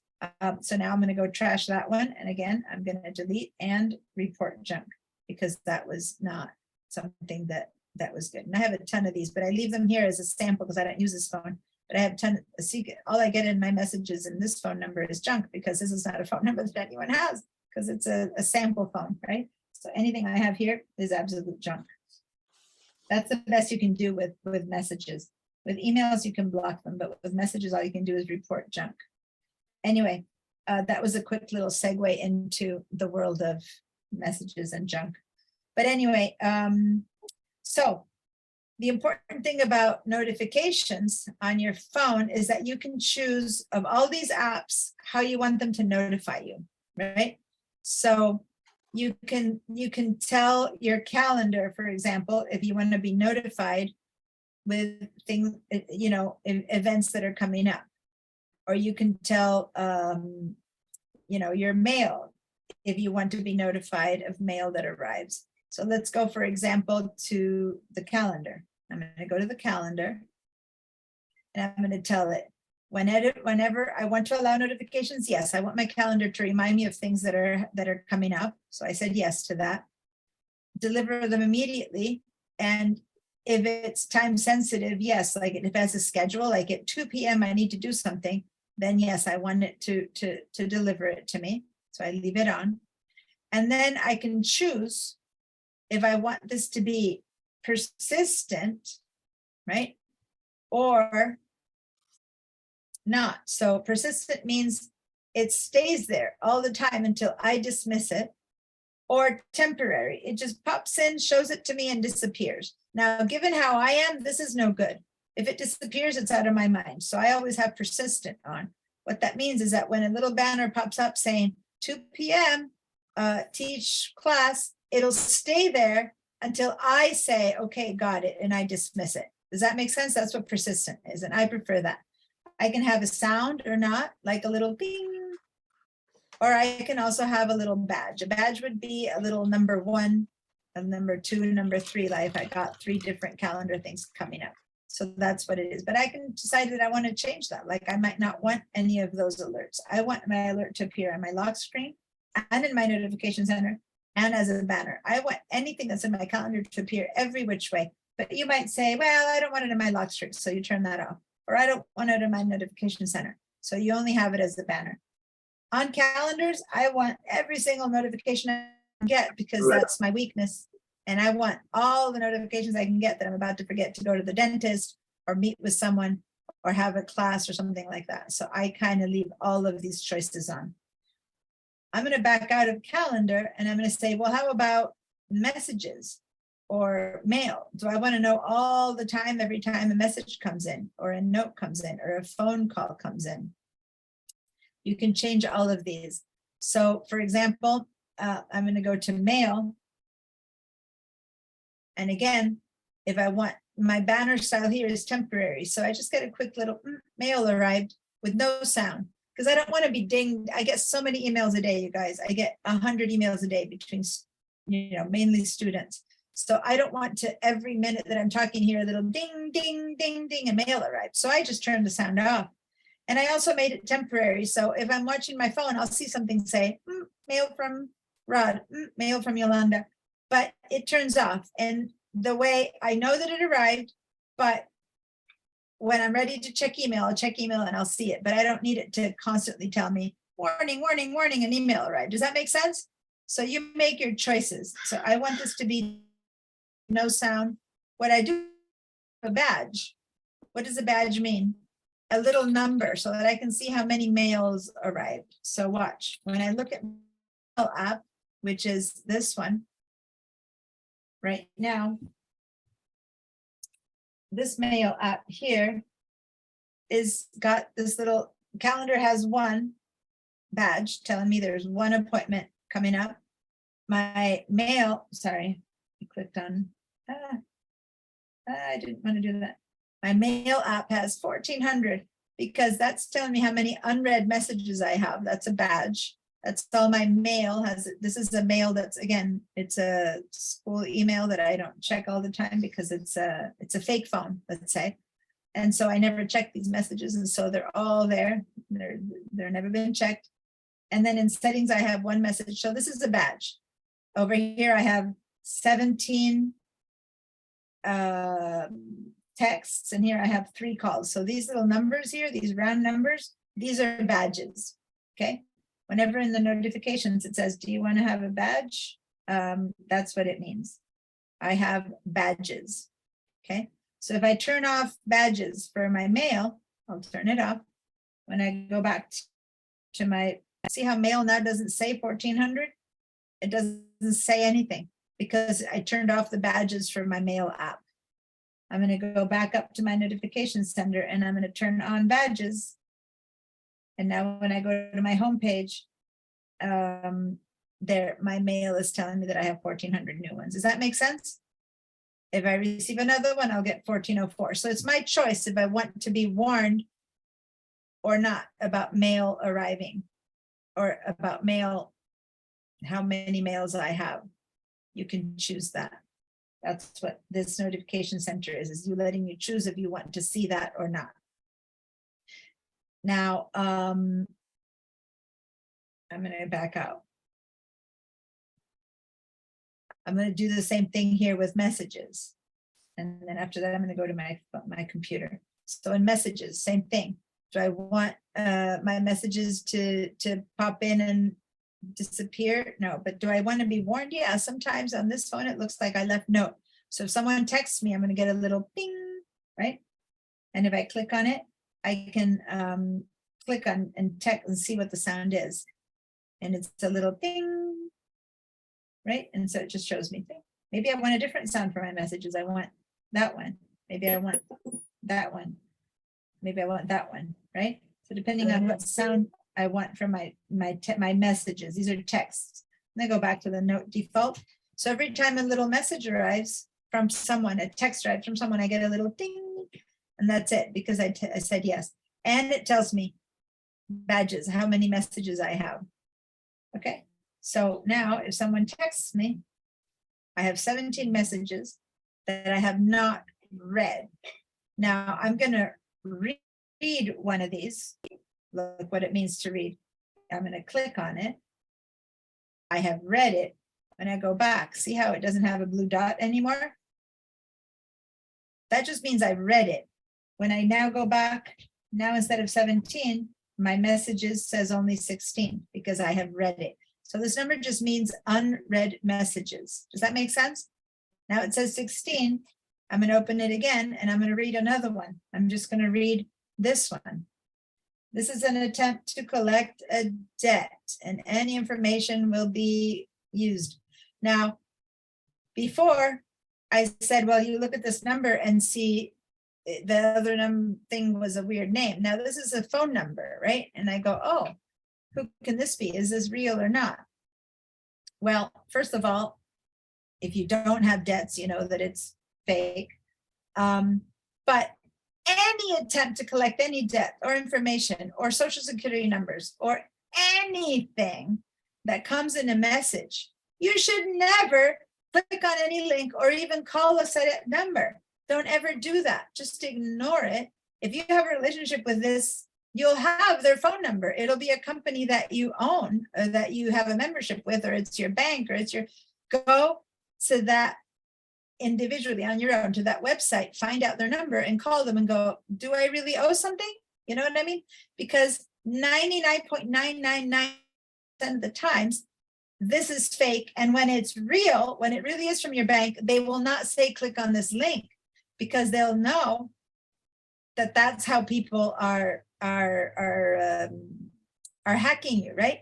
So if there's any question that you might really be having some kind of debt or something like that, never click on these links or call these phone numbers, because this phone number, basically you're telling them, oh, this is a live warm person on this side, you got me. And now they're going to start barraging you with information, with checks, or they might even tell you, oh, you owe us money. If you don't owe us money, your house, we're going to go into mortgage. Whatever they're going to say is fake. So just don't connect to them.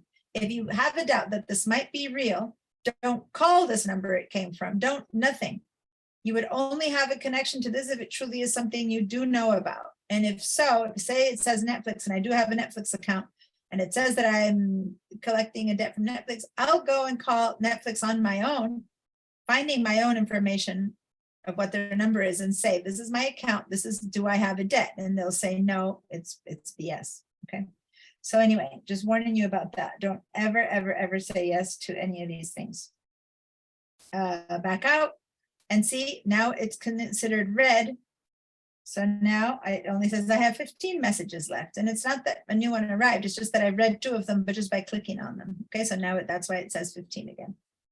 Does that make sense, you guys, how badges work? Over here it says phone calls 3. So that means I have 3 phone messages waiting for me. I'll click on that. And again, under recents, there's a number 3. I'll click on that and it's telling me that I got these 3 calls from Shandong, Beijing, and Beijing. As you can see, someone out there in the world got a hold of this number that is the school's fake phone number, and I'm getting all fake calls. Now, the computer is putting them in red because it assumes that it's fake, but this one is Santa Barbara, so it's leaving it as black and white because it might be real. It's up to me to find out. So over here, there's an info. I'm going to click on that, and it says Shenzhen, China, April 23, missed call. If I don't want to receive a call from this person anymore, on the phones, I can do that. I can block this caller. Okay, I don't want this person to call me anymore. So block contact. So now if I never want to hear anything from this person, and that this person's been blocked. Now with spam, that doesn't necessarily work too much, because what's going to happen is they don't really use one phone number. It's probably the same person calling me through 25 different phone numbers. So I can block one. That doesn't mean I'm going to block all of them. But at least I was able to block that one. Okay. Now this one, I can check and see, who is this person? Is it someone that's real? Well, I'm going to click on that. And all it says is Santa Barbara, California. I don't know if this is bad one or not, but it's not in my contacts, or I would say who it is. So I'm not gonna block it, but I'm gonna back out of it. This one, on the other hand, I recognize is the school's phone number, 9650581. That's our phone number.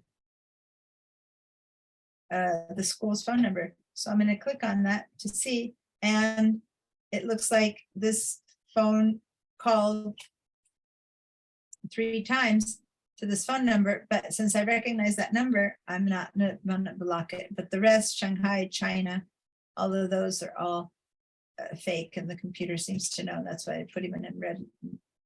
Okay. All right. There you go. I'm gonna leave. So this is that was, by the way, my phone where I had told it yes to let me know in a badge if I have a phone call. That's why I had a number 3 over there. Okay, so that's what those are. All right, I'm going to stop showing you because this is the basic same thing everywhere on the phone. I'm going to stop that share, and I'm going to share this exact same thing now on the system settings on Ventura, notifications. And as you can see, notifications look very similar, very similar. So if I go to the calendar notifications on my computer, it looks like I have them turned off. I want to turn them on because I want the computer to let me know on this computer if I have something coming up. And do I want it in a banner mode or in an alert mode? And do I want it to show me a badge? Yes, I want to show me a badge. So it looks a bit different, but it's the same idea, right? Play sound. Do you want to play a sound for the notification or not? Yes or not. I want the calendar sound to do a little bing or not to do a bing when it's alerting me that something is coming up in my calendar, right? So basically the same thing as just we did. Let me go to my messages. Again, do I want to make a sound when something arrives? Do I want to make it be a banner that appears in the right corner and goes away automatically? Or do I want it to alert me until dismissed? Well, for messages, I don't want to have to dismiss every time someone texts me. I'm fine with it telling me and disappearing. But for calendars, on the other hand, I want to make sure that in the calendar that it's an alert, that it stays there until I acknowledge it and I turn it off. Okay, so now I tell the computer, please, every time that there's something coming up in my calendar, give me an alert that stays on the top left, and it won't go away until I say okay or dismiss. That's the alert. Versus this one, it just pops in for, I don't know, 3 or 5 seconds, and then it pops out again and it's gone. Or no, I don't want any banners. No, I do want some for calendars. For calendars, I do want them to stay. But for messages, nah, it's fine if they just pop in and go. All right, so that's how you control. Same with mail. Do I need it to sit there all the time? No, I'm going to read email when I want. Just let me know something arrived. That's it. But I don't need a constant alert. Okay, so that's how you choose what you want to tell you stuff or not. And notice that most of my notifications are off. I know most of the time don't want to be notified about a bunch of stuff. I don't need to be told all the time what weather it is or anything like that. But there's certain ones that I do want to be notified about, and those are the ones that I choose, which are basically messages, mail, or calendar, the ones that I want to be notified about. Okay. Have you gone in and made any changes of something that might have bugged you or not? Oh, a big one is, do you want notifications when the display is sleeping? So if your computer is sleeping, like the display is the monitor and it's sleeping, if you say no, then when you open up the computer, the messages will appear.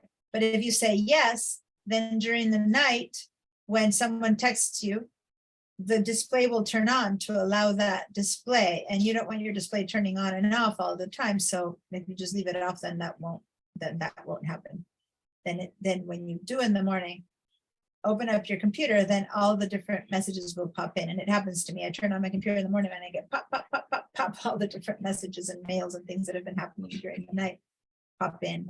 But I prefer that than to leave it on. Okay. Any questions? Have you been able to find it both on your computer and on your phones and on your iPads? I'm not going to go through every single one of these settings, but I'm going to the ones that are more important, as in how to handle things that sometimes people are bugged by, like, oh, I get messages about everything, or all the time my computer tells me this or that. Well, this is where you handle them under notifications. So if you have any of those kind of things happening to you, oh, my computer's always doing this or doing that, this is the time to tell me, because it is in the system settings that you can modify how you want your computer to work for you, both on your phone or on your computer. It's doing this that you get to tell it whether you want to be notified or not, to be what color you want the screen to be, whatever it is that you want your computer to do, you modify it here through these settings. All right. I'm gonna move forward a little bit. The focus one is about, you can set a focus, and that's new. You wouldn't have it, Mimi, on your old one. But it's when you want to tell the computer, okay, I am at work, so I don't want anything, any messages to interrupt me while I'm from, whatever, I work from 9 to 5. I don't want messages. And so you turn that option off, or I don't want this, or I want that at work. Or then you say, I'm in a meeting, and you set up a focus time called meeting. I don't want anything to interrupt me while I'm meeting. Or I'm down, I'm done with work, I'm at play, I'm at home, sure, I want messages to come in. So you can change different focus times, so that a lot of the times people will have this thing that they're working, and then suddenly a friend calls, and so you can use those focus times to say, no, I'm not receiving phone calls between this and this time. That's what the focus works for, to help you focus. All right. Screen time. If you spend too much time on your phone playing games, you can set yourself a screen time. I do it for my kid. So you can set yourself a screen time and say, I don't want to be on the computer or on my phone more than 2 hours a day, or 30 minutes a day, or 5 hours a day, whatever time. And then your computer just says, okay, you've been here long enough, and it turns itself. It gives you a warning. You're an adult, that allows you to override it or not, but that's what that is. All right. Why don't you all look at all of these choices that are here on your settings, and tell me which ones you would like more explanation on at this point. And then we're gonna use a few of these of our own. But look at these settings and see if there's anything here that you need to ask me, or look at your phone and ask me if there's things that you have about the system settings on your phone or on your iPad or here, and tell me what's this, what's that. And if you have a question, we'll work on it. And if you don't, I'll know to keep going and only work on the ones that are interesting. There's some that I will teach you about, like internet accounts we're going to have to learn, but we won't learn about it this week. We'll learn about it in another class. Is there anything else here that you want to know about? Some I will send you to. We're going to talk about the dock and the desktop right now. But anything else that you're curious about on your phone too? I know that there's so few of you that normally when I ask this, when I have 20 students, there's things here and there, but really there's only 4 of you, 5 of you here right now. So so it's harder to get a yes, but Diana, yes, Yolanda. when you were telling us about focus, and I am on focus, and I wanted to say to myself, do not get out on the laptop by 10 o'clock, so that I don't spend until 12 o'clock. So how do I Yeah. do? Because it doesn't really tell me. It's just the allow notifications, allowed people, allowed apps, set a schedule, and I have here. So over here, if you want to do not disturb, you could say certain people, no matter how much I ask you to disperse, some people can get through to me all the time, like maybe your son or my husband. There's some people that even in the do not disturb, I will always let like my kids get through to me in case it's an emergency. Does that make sense? So you would go over here and you say, please still allow notifications for certain people, right? So I'll say, yes, please add, I don't know, my son. I'll say add people, and I'll look for my son or my husband or my kid or something like that. So that's how you would say, yes, I want to not be disturbed except for, right?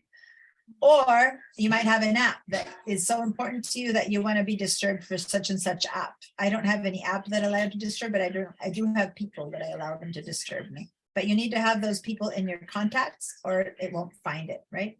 So you can say allow calls from these people. Now, what schedule do you not want to be disturbed at? Well, do you want to not be disturbed between 9 to 5? Okay, that seems kind of extreme, but if you do that, then you just turn it on. Boom, I'll turn that on. So from 9 to 5, Sunday through Sunday, Saturday through Sunday, I will not be disturbed. Now, that's very extreme, see, but it's possible. Most of the time, the schedule will be probably a bit more like, I only want Monday through Friday, 9 to 5, or maybe I'll say 9 to 12 p.m. I don't want to be disturbed because that's when I'm really focusing on work. But then in the afternoon, it's okay to receive calls. You change and you say done. So basically now from 9 to 12 on weekdays, no one's going to disturb me except for these people. And that's for work. Or maybe I don't want that one, right? I'll turn this one off and I'll create my own. So I'll add a schedule and I'm going to call, it can be, for example, a certain time, or I do not want to be disturbed after I arrive to work, or when I open this book, I don't want any, this app, I don't want to be disturbed. So I can set a time. I'm going to set a time and I'm going to say between 9 and 12:15 p.m. on Tuesdays and Thursdays, please do not disturb me. Why? Because I'm teaching you guys between 12:15 p.m. So I'm going to say done. And now I have this one on that from between 9 and 12:15 p.m. No one who tries to connect to me will be able to. Does that make sense? I've made a very specific one. I can add another schedule and say, whenever I'm at home, right? And if I have a calendar and I have my own home address here, I don't have it set up here, then I don't want anyone from work to call me, for example, or something like that. You can be very specific or just generic ones. Maybe on the weekends, you actually say on the weekends, between 9 to 5 p.m. or earlier, even between 6 to 5 p.m. on weekends, you just don't want, you turn this phone on and you say, I just don't want anyone to call me except for friends, right? So you allow who can call you, but you don't want your work people to reach you, et cetera, et cetera. And if you want to turn this off, then you just turn it off. Does that make sense, Yolanda? Thank you. I'm going to turn these off just because when I show these things, I need to have an option, but there you go. Now I have a different options of when I want or not want to be disturbed. Okay. Screen time is for me, this is the one that you kind of were mentioning, which is when you want to set yourself a limit for how long you want to be on the computer. So if I turn on screen time, then I can say, well, what is my limit going to be? Do I want to stop using, say that you're someone who spends a lot of time on Pinterest or on YouTube or on Netflix or whatever, right? So you say which device, on my Mac or on my phone or on my computer, you choose which device and you say which app, and maybe it's all your apps or just certain categories of apps, right? So like in this case, I'm going to say which apps, and I'm going to say, I don't know, what do I have on this computer? Do I have Netflix on this computer? No. What do I have on this computer? I have Photoshop, I guess. It's not, it's usually social media, and since this is a school computer, I don't really have any particular one. So this is telling me how long I've been on each app. I'm going to go back. This is usage. That's why it wasn't setting myself up a limit. Okay. This was actually telling me how much I've been using something. Like I've been using notifications. It's telling me, yeah, I've used notifications because I was teaching you notifications, right? So it's telling me what I've been using. if you're on your phone, it'll tell you how many times you picked up the phone, right? Like how many times have you been picking up your phone and that kind of thing. So the downtime and app limits, this is where you would set yourself limits. Okay. So I'm going to set so downtime, for example, I'm going to tell myself that I want only apps that you choose will be available. So when I turn on downtown, right? And this is the complication for doing this is that it's gonna go through all your devices, right? So it'll say, okay, for all your devices, what I want is every day, I want that between 10 p.m. and 7 a.m., my computer basically closes down. Okay, so between 7 and 10, I want downtime. So that would be what you would do for so at your computer at 10 p.m. is going to go, okay, you're not going to be getting phone calls, or you're not going to be doing notifications, all of that at that time. I'm going to turn this off. More interesting would be the app limits, right? So you could say set a daily limit for certain categories. So I'm going to add a limit for example, social media. So I'm going to put a social media limit. And how many hours do I give myself a day for social media? Well, I give myself 2 hours a day for social media. Done. So the computer now knows that if I've spent more than 2 hours in social media, it just won't let me open it again. And it'll ask you, do you want to overwrite it? It's not like it's going to turn off, but it's going to give you the choice to, you're done. You have to, oh, I see Yolanda's telling me I'm over time. Thank you. You're right. I've gone my extra half hour. So anyway, so this is where you would do that. You would say, I don't want to do social media for more than 2 hours. And so then you turn it off, or you can be more specific about which social media. You can have a specific app and not all apps. Okay. So edit apps, and you can say, I only want, say, to turn off WhatsApp, or you'll have here Facebook, whatever you have. And you say, I only want that one to have a limit. Okay. So that's how you do that. All right, I'm going to stop my share. Good questions. Play around, set yourself a little screen time on one of your apps that you use a lot into, past midnight and see if it helps you tonight when it's past midnight, and see if your computer just says, oh, you can't use Facebook anymore, and see if that helps you. Or I don't know which one it is. I'm talking to the general group here. All right. Okay. Yes, thank you. I did. I'm supposed to do only 20 extra minutes. I did an extra half hour, just like last time. So I'll try to keep that down. But